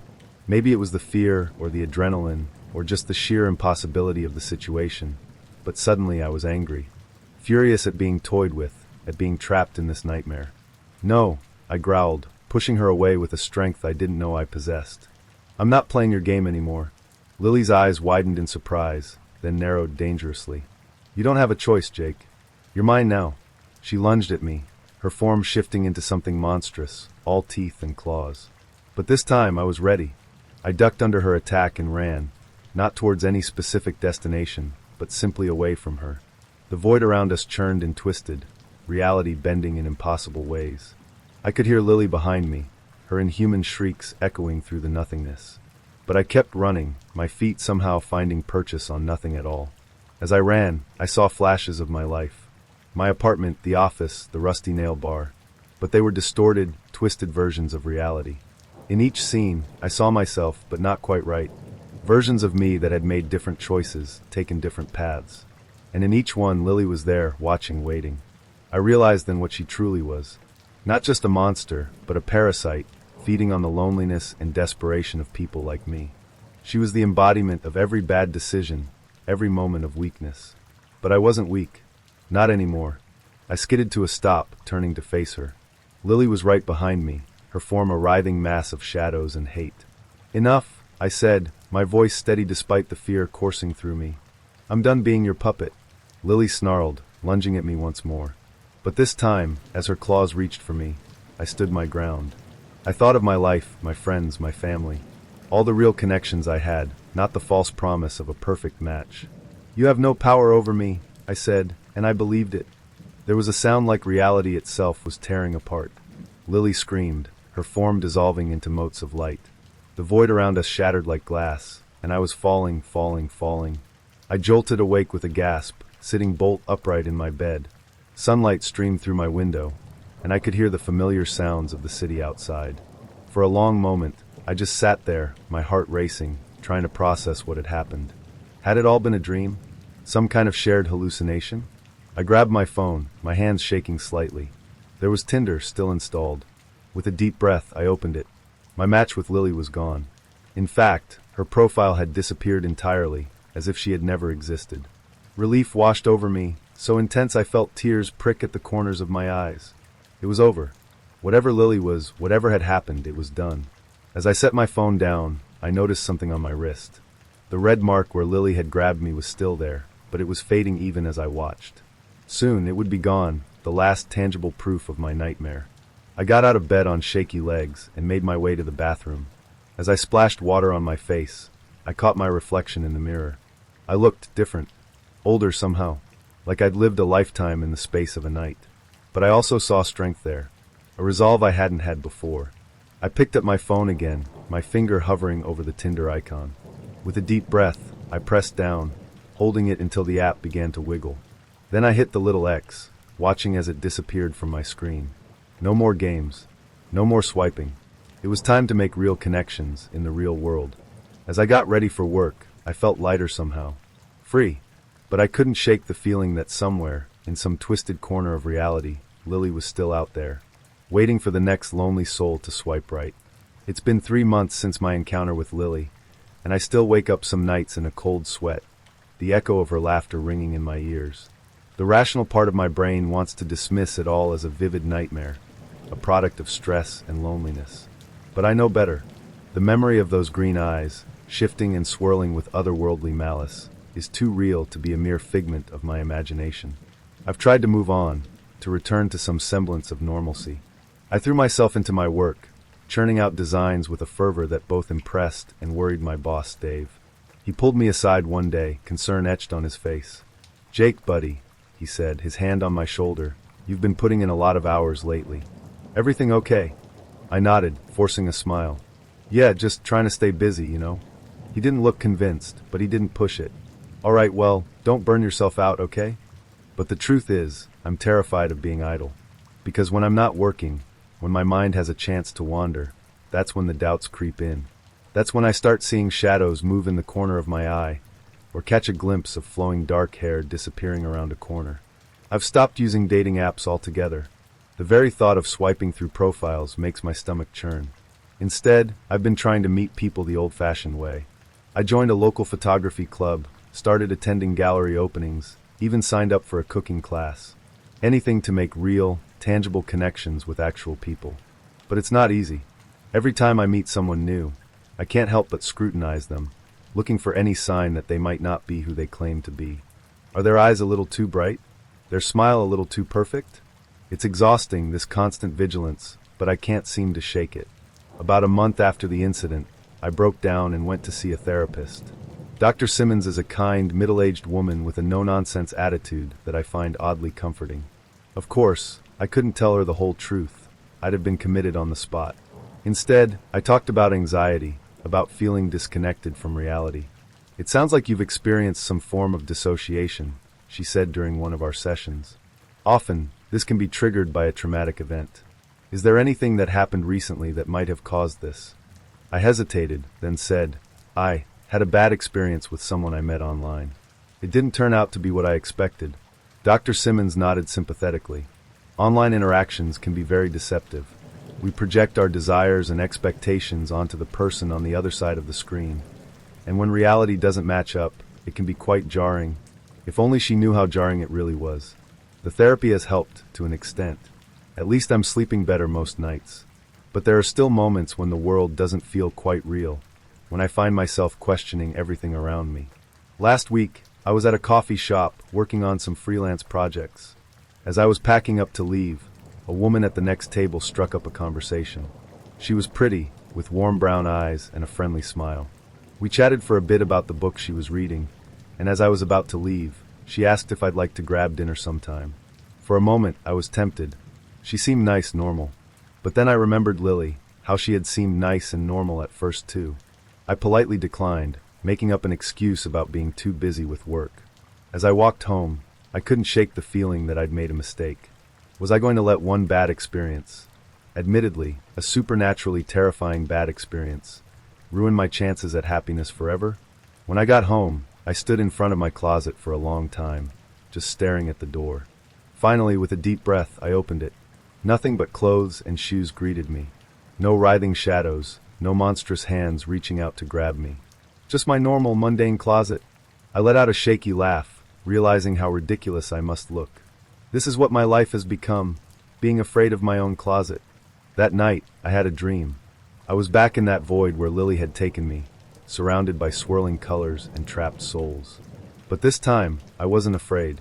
I walked through the chaos, my steps sure and steady. And as I walked, I saw the bubbles holding the other trapped men begin to pop, freeing them. I woke up feeling different, lighter somehow, like a weight had been lifted off my shoulders. For the first time in months, I felt like maybe, just maybe, I could move past this. I'm writing this all down now, partly as a form of therapy and partly as a warning. To anyone out there using dating apps, meeting strangers online, be careful. The person on the other side of the screen might not be who they claim to be. They might not even be human. But I'm also writing this as a reminder to myself. Yes, there are monsters out there. Yes, the world can be a dark and terrifying place. But there's also light and warmth and genuine human connection. And those things are worth fighting for, worth overcoming your fears for. I don't know if I'll ever fully understand what happened to me.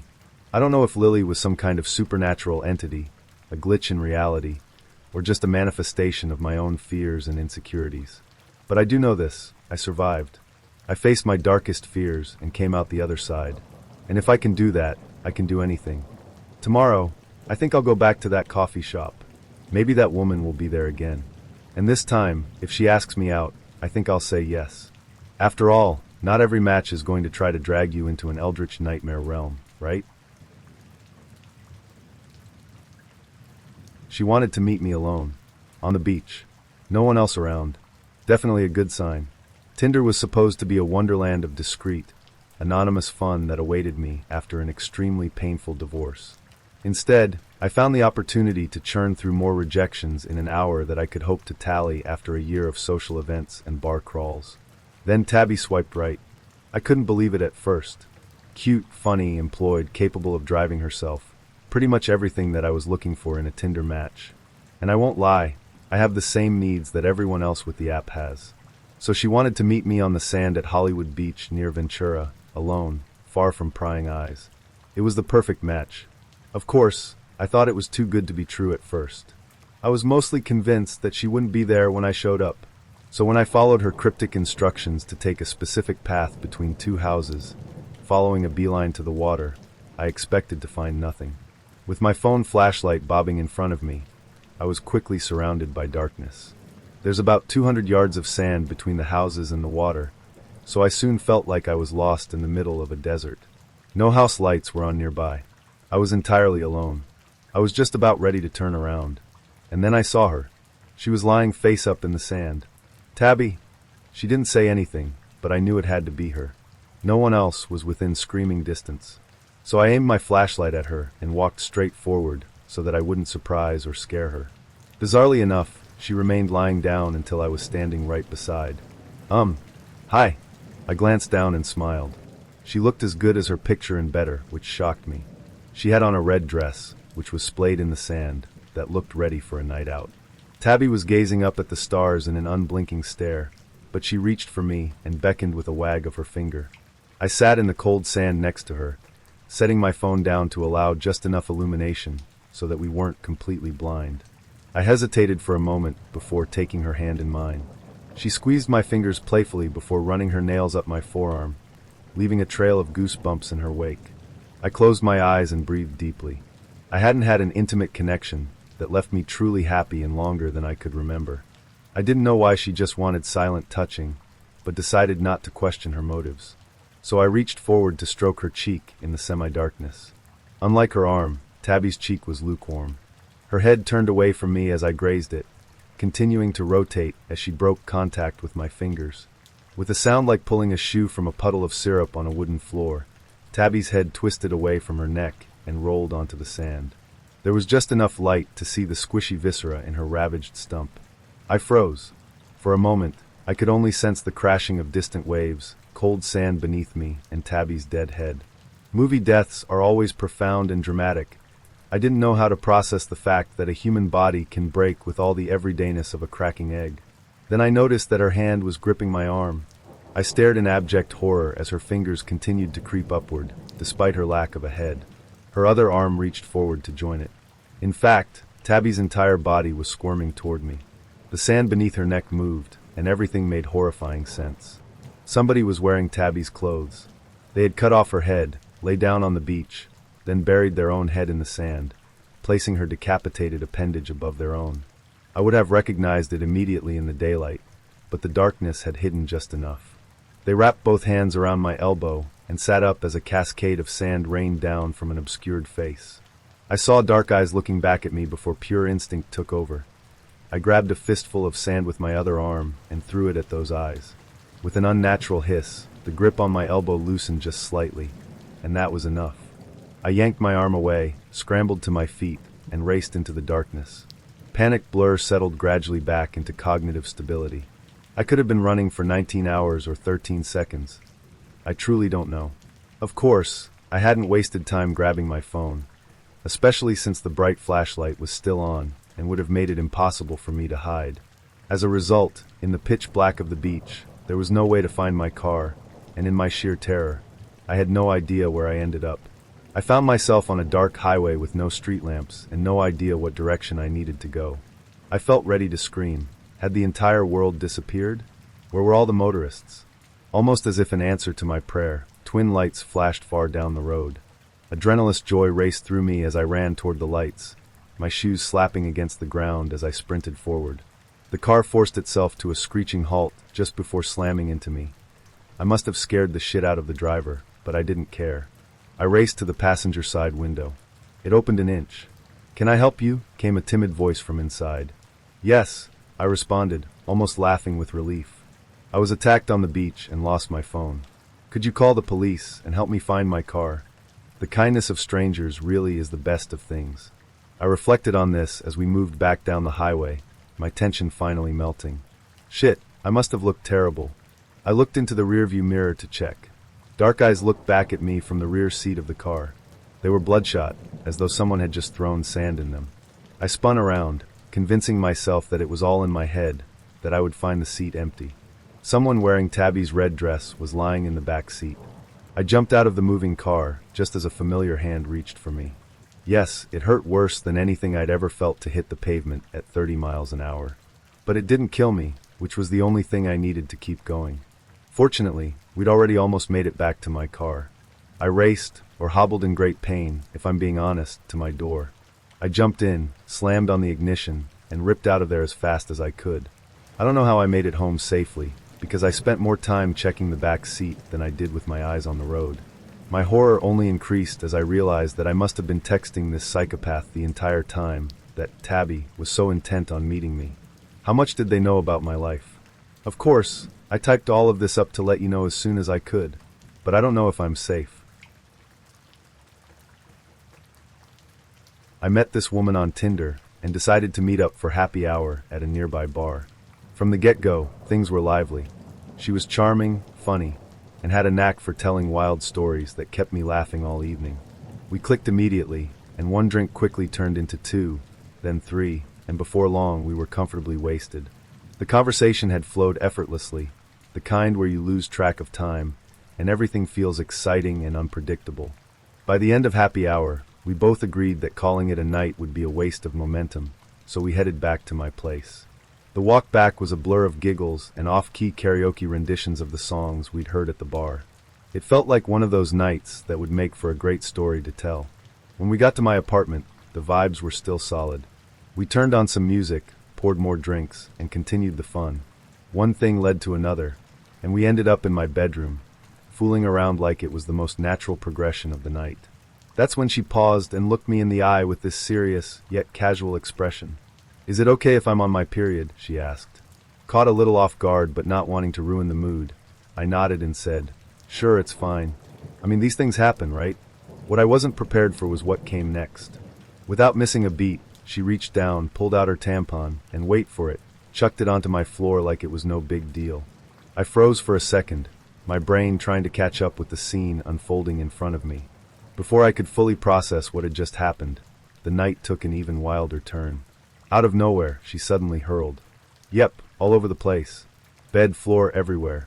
The drinks, the laughter, the fun. It all came back up in a spectacularly messy fashion.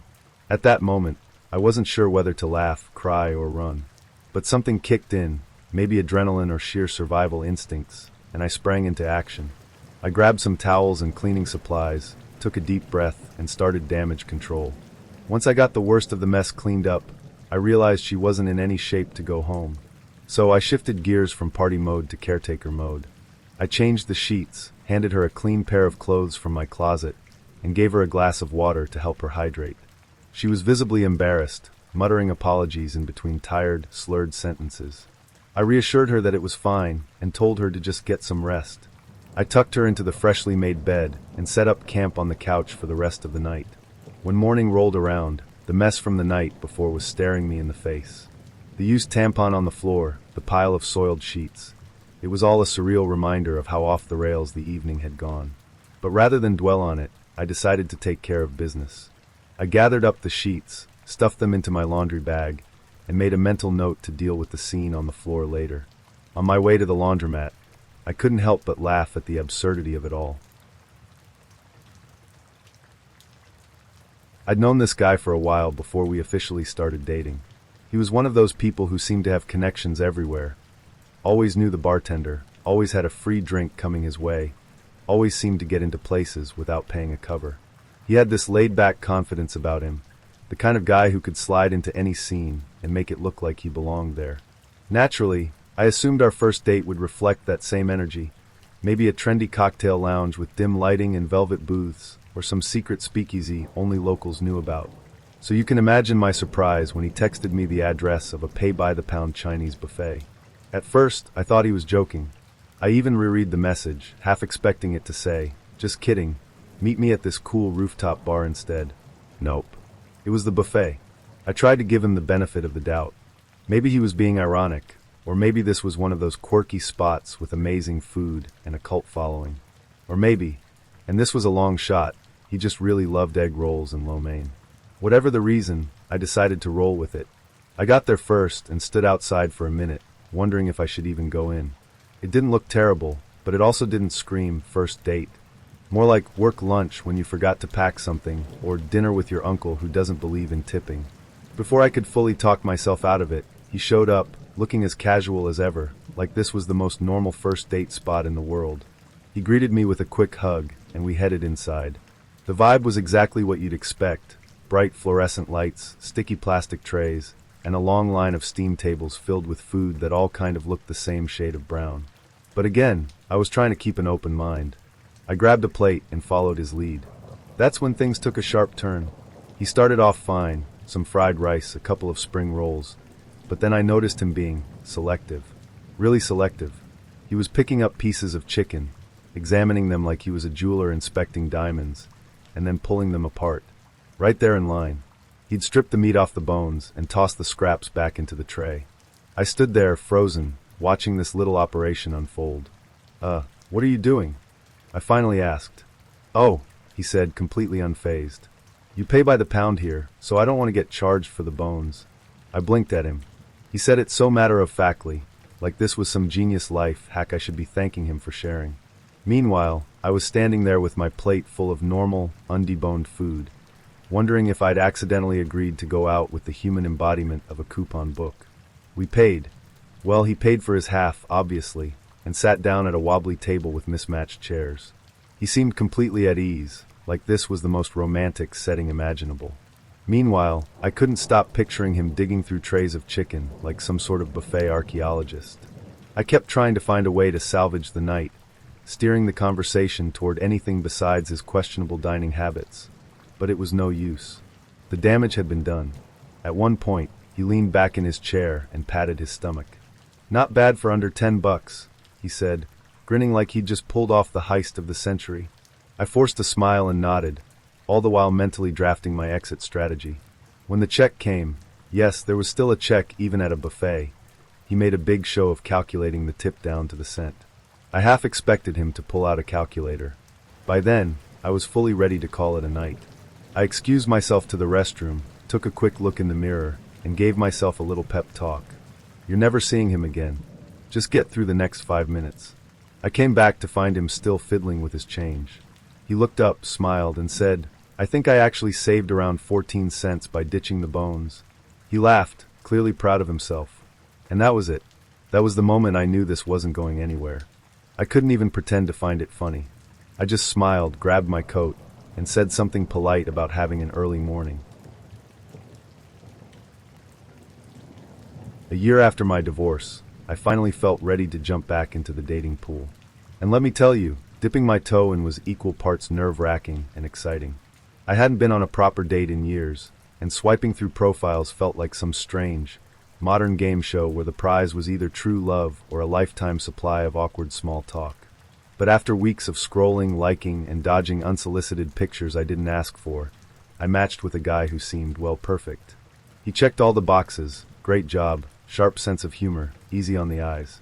Best of all, he was also just getting back into dating after a long-term relationship, which made me feel like we were on the same page. We traded funny messages, had a few phone calls where the conversation flowed naturally, and soon enough, we decided to meet in person. The first date was solid, coffee and pastries at a quiet cafe. He was charming, polite, and genuinely interested in what I had to say. By the end of it, I felt that rush of excitement I hadn't experienced in what felt like forever. The second date was even better, drinks and live music at a rooftop bar.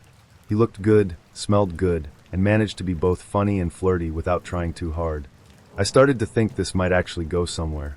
By the third date, I was feeling hopeful, like cautiously optimistic. Text your friends the details in case he turns out to be the one kind of hopeful.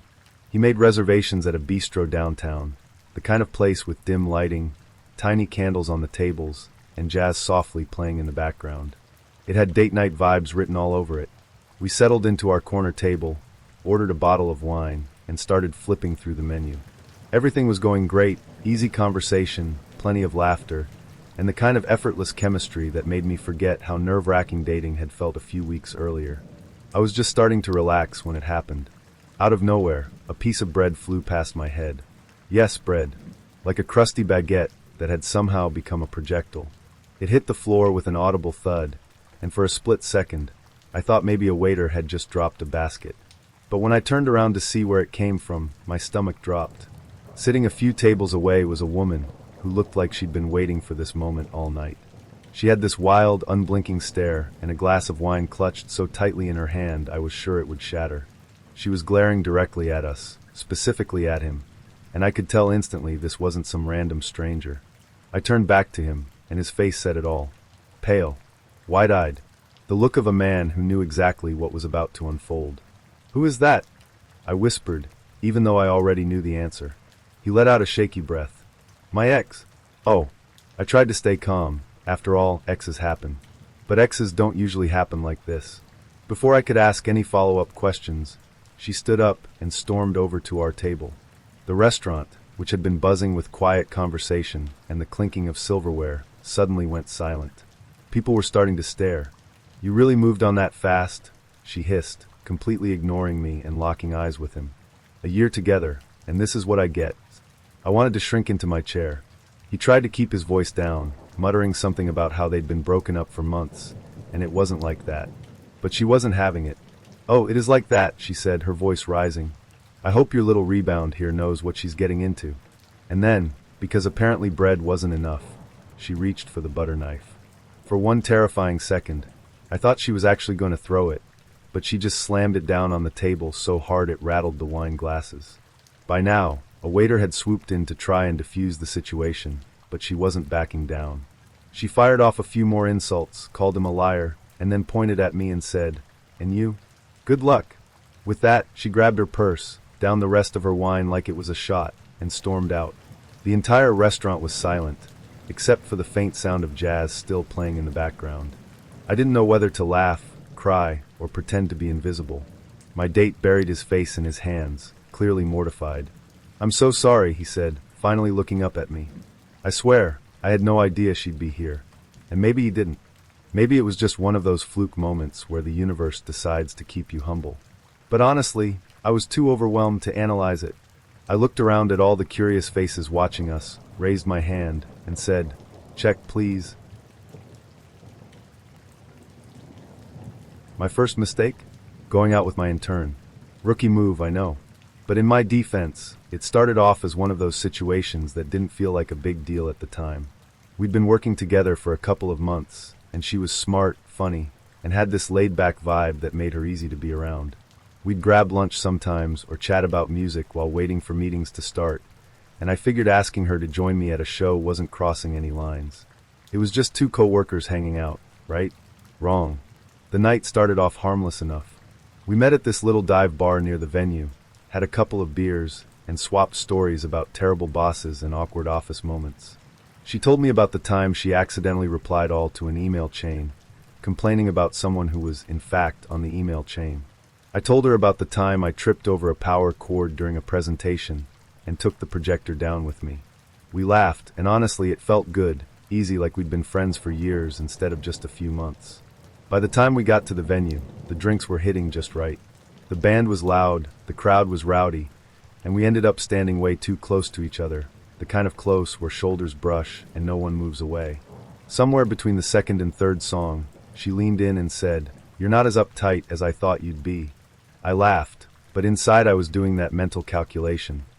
The one where you weigh whether or not leaning in a little closer is a terrible idea. Spoiler alert, it was. But a couple more beers later, neither of us cared. After the show, we wandered back to her place. It was one of those spur-of-the-moment decisions that felt completely reasonable at the time. She lived nearby, and neither of us wanted to call it a night yet. We ended up in her living room, flipping through records and taking turns picking songs until one of us made the first move. I honestly don't remember who it was, probably her, but maybe me. All I know is that 1 minute we were talking, and the next we were making out like teenagers who'd just snuck out after curfew. We stumbled into her bedroom, shedding clothes along the way, and well, you get the idea. Everything seemed fine, great, even, until it wasn't. Afterward, we were lying there catching our breath when she reached over, grabbed a joint from her nightstand, and lit it. Now, I'm not opposed to a little post-hookup relaxation, but the second she took that first hit, I could tell something was off. Her face changed, eyes darting, jaw tightening, and then she sat straight up in bed like she'd just remembered something important. "I think I'm too high," she said, her voice already wavering. I sat up too, trying to gauge whether this was regular high or emergency high. "You okay?" I asked. "Nope," she said, already climbing out of bed and reaching for her robe. "I need a minute." And with that, she bolted to the bathroom, shutting the door so hard the frame rattled. At first, I figured she just needed to splash some water on her face or talk herself down in the mirror. I waited a few minutes, then a few more. After about 15 minutes, I knocked softly and asked if she was all right. "I'm fine," she called back, but her voice sounded anything but fine. So I waited some more, and waited, and waited. By the time we hit the 1 hour mark, I was starting to wonder if she'd climbed out the bathroom window to escape. I knocked again, this time a little louder. "You sure you're okay?" There was a long pause, and then she finally said, "I think you need to go." I blinked at the door, trying to process what I'd just heard. "Wait, what?" "I'm serious," she said, her voice muffled. "You should go." And that was it. No explanation, no further discussion. Just a disembodied voice telling me to leave. So I did. I gathered my clothes, got dressed in awkward silence, and let myself out of her apartment, trying not to trip over my own feet on the way. I stood outside for a second, wondering if I should text her to make sure she wasn't still locked in the bathroom, but ultimately decided against it. The next morning, I woke up with a splitting headache and a sinking feeling in my stomach. I grabbed my phone to check for any texts from her, maybe an apology or even just an explanation, but there was nothing. And then Monday rolled around.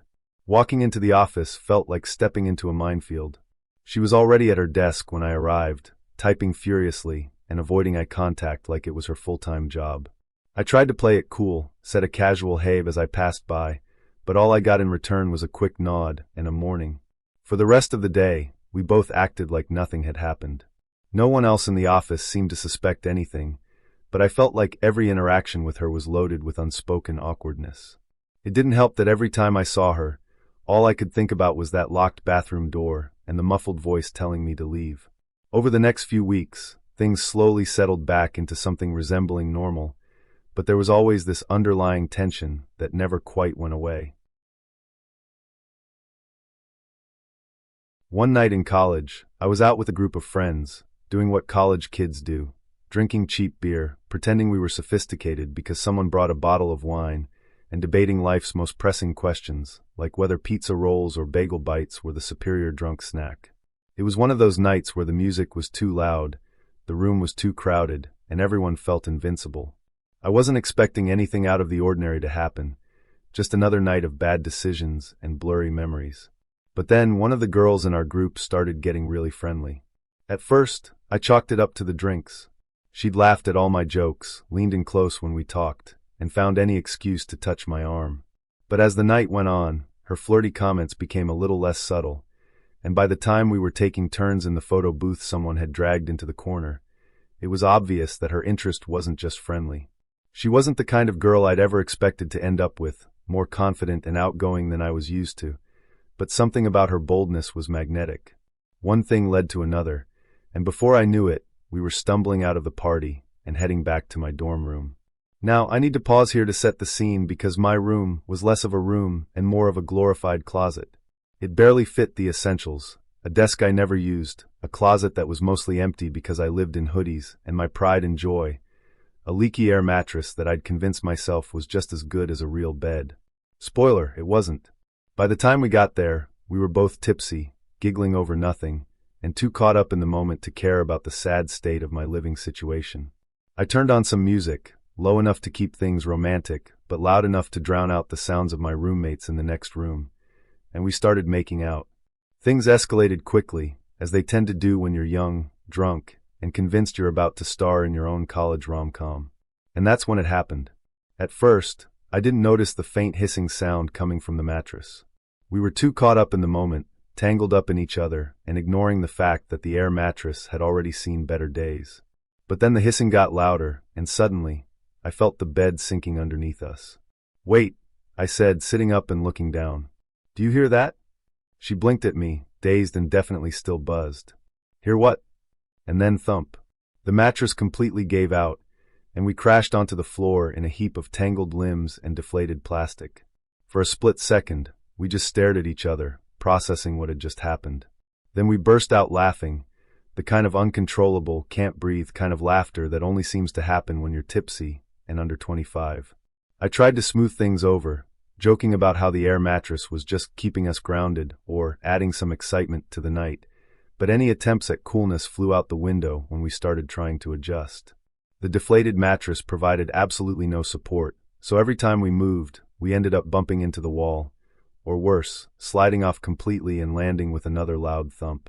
At one point, we were mid-kiss when the mattress shifted again, slamming me into the wall so hard I saw stars. She couldn't stop laughing, which made me start laughing, and suddenly we were less concerned with hooking up and more focused on not falling off the mattress entirely. And that's when my roommates got involved.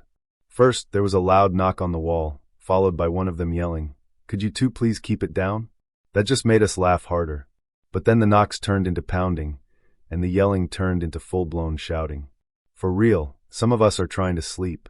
You sound like you're wrestling a bear in there. Just deflate it all the way and get it over with."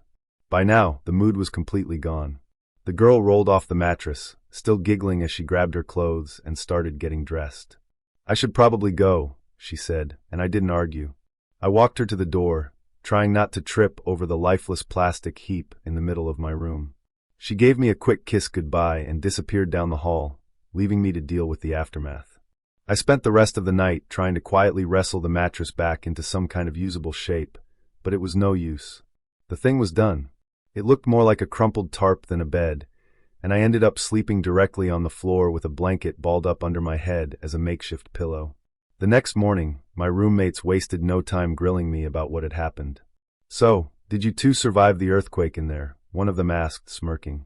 "Or was that just you trying to break the sound barrier?" I rolled my eyes and tried to play it cool, but there was no living it down. For weeks, they brought it up any time they had the chance, especially when the girl and I bumped into each other on campus. I'd been chatting with this guy I met online for a couple of weeks, and honestly, things were going surprisingly well. So well, in fact, that I found myself actually excited for our first date. That doesn't sound like a big deal, but let me tell you, after years of navigating the nightmare that is modern dating, genuine excitement is rare. Usually, it's more like mild curiosity sprinkled with dread. But this guy, he seemed different. Funny, charming, and, unicorn alert, emotionally available. Or so I thought. Since I liked him, I wanted to make a great first impression. I treated the date prep like it was my personal Oscars red carpet moment. First stop, the salon for a blowout because nothing says I have my life together like perfect hair. Next, I spent entirely too long on my makeup, blending, contouring, and highlighting like my love life depended on it. Then came the outfit. I tried on half my closet and vetoed each option for reasons that made absolutely no sense. Too casual. Too dressy. Too I didn't try hard enough. Too I tried too hard. Finally, I landed on the perfect balance, casual yet flirty, like, oh, this old thing? I just threw it on. It took an hour to achieve that effortless look, but it was worth it. Feeling like a solid 9.5 out of 10, I texted him as I headed out the door to let him know I was on my way. No response. No big deal, I told myself. He's probably driving.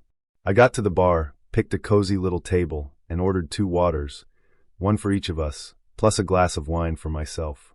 I figured he'd show up any second, flash me that charming smile I liked so much in his photos, and apologize for being a few minutes late. Except he didn't. 20 minutes went by. Still no sign of him. I sent another text. "Hey, everything okay?" Nothing. I stared at my phone, willing it to buzz with a reply. Instead, the screen stayed blank, mocking me. My glass of wine disappeared a little too quickly, so I ordered another one, this time fueled by a growing mix of anger and humiliation.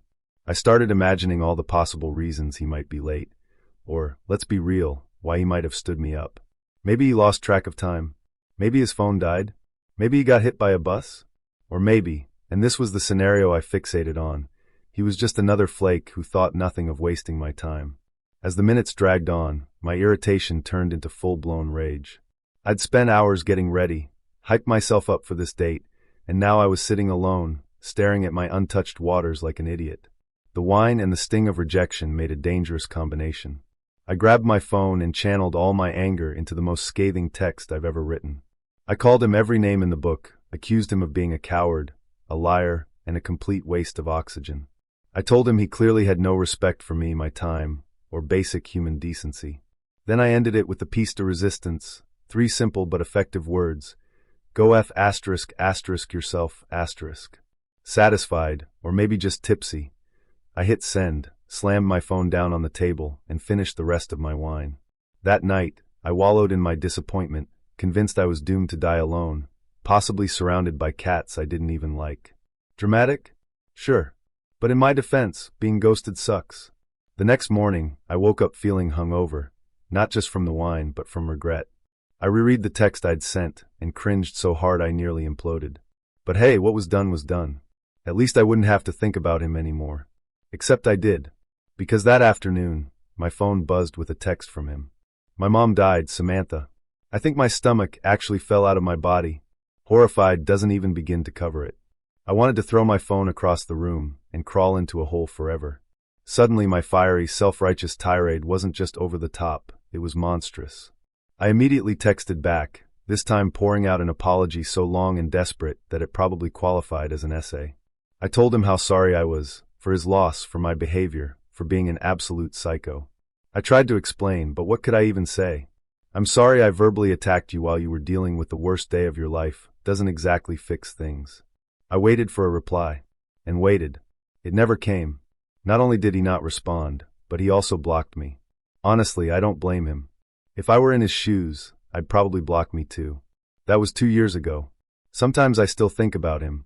What could have been if I hadn't let my insecurities and a couple of glasses of wine get the best of me? We could have hit it off. Maybe we'd be in a happy relationship right now, planning our wedding or arguing over throw pillows. Or maybe it would have fizzled out after a couple of dates anyway. Who knows? What I do know is that the whole experience taught me two things. 1, never, ever send angry texts while drinking. And 2, you never really know what's going on in someone else's life. My scariest date was when I went out to lunch on New Year's Day with a new guy. A day or two before we went out, we were talking about our NY plans. He was going to be working delivering pizzas. I was going to be at a family party.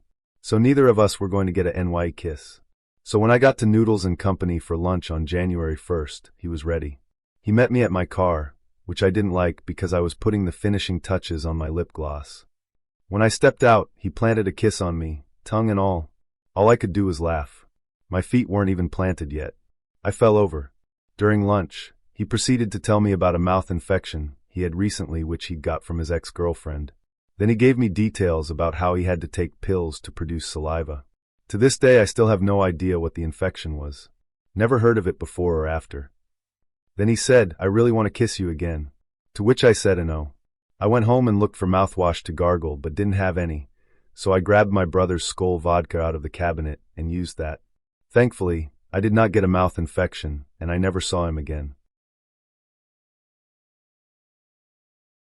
I once took a girl out to dinner, and honestly, it was going great. She was sweet, funny, and we had a ton in common. Conversation flowed easily. One of those dates where you don't even have to try. It felt natural, like we'd known each other for years instead of just a couple of hours.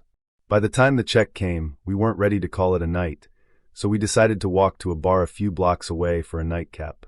The weather was nice, the vibe was good, and I was already mentally patting myself on the back for pulling off such a solid first date. When we stepped outside, she paused and said, "Hey, I just need to make a quick phone call." No big deal. I told her to take her time and waited while she stepped aside and pulled out her phone. That's when I heard it, the FaceTime ringtone. At first, I didn't think much of it. Maybe she needed to check in with a friend or confirm something. People FaceTime all the time, right? But then she turned back toward me, still holding her phone, and started walking closer. Before I could even process what was happening, she held the phone up, pointed it directly at me and said, "Say hi." To who, you might ask? Her parents. Yes, her actual mom and dad, sitting together on the other end of the FaceTime call, smiling and waving like this was totally normal behavior.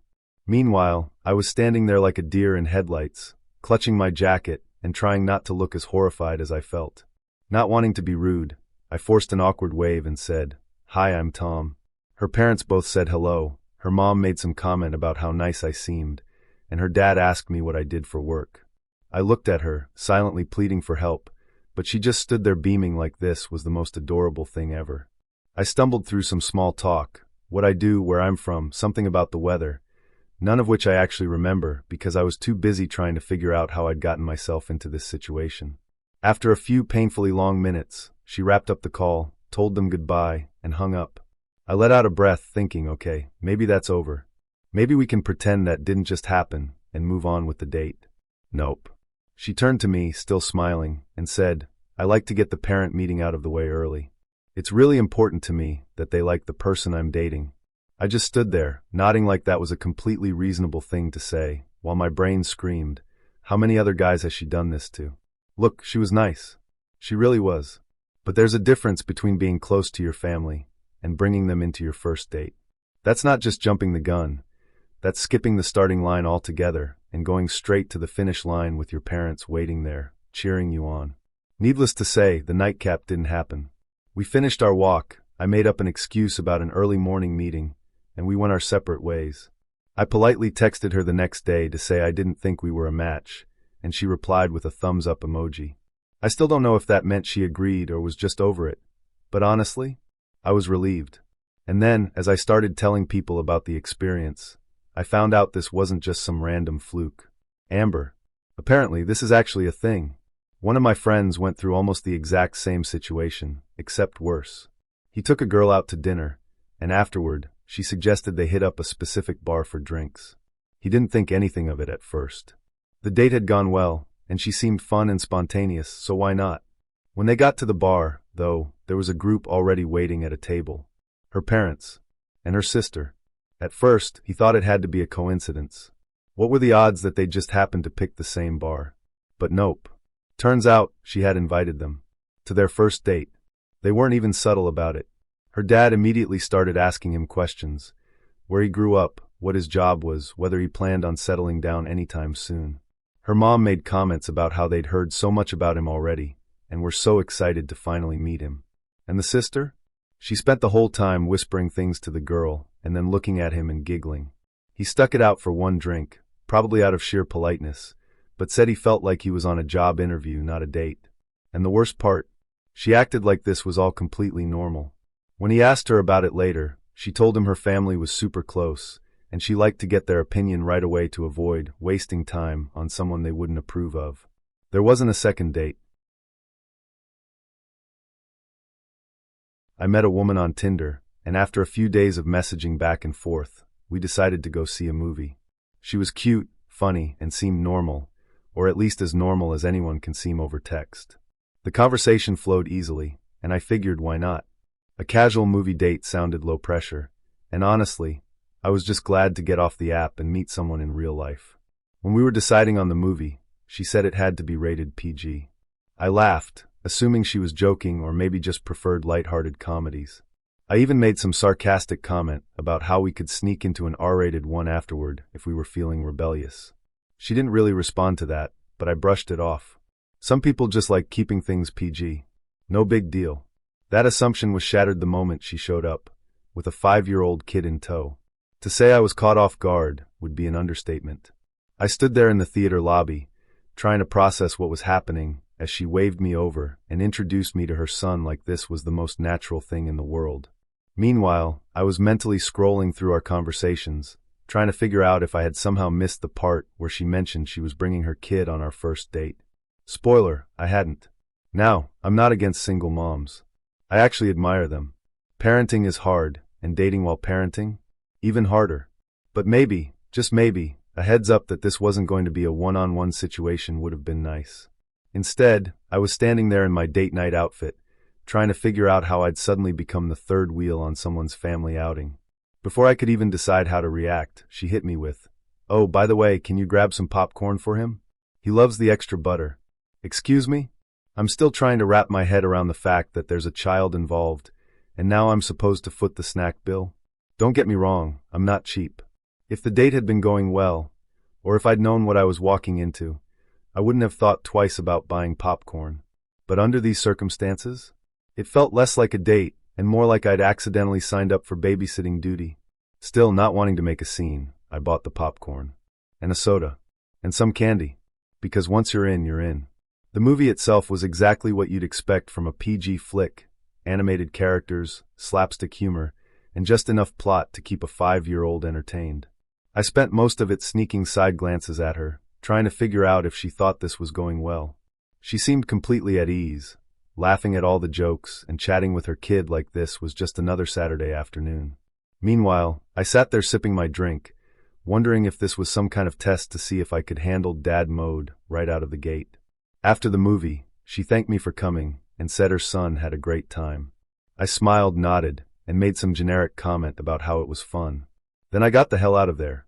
Later, she texted to say she had a really nice time and hoped we could do it again soon. I stared at my phone for a long time, trying to figure out how to let her down gently. In the end, I told her she seemed great, but I didn't think we were looking for the same thing.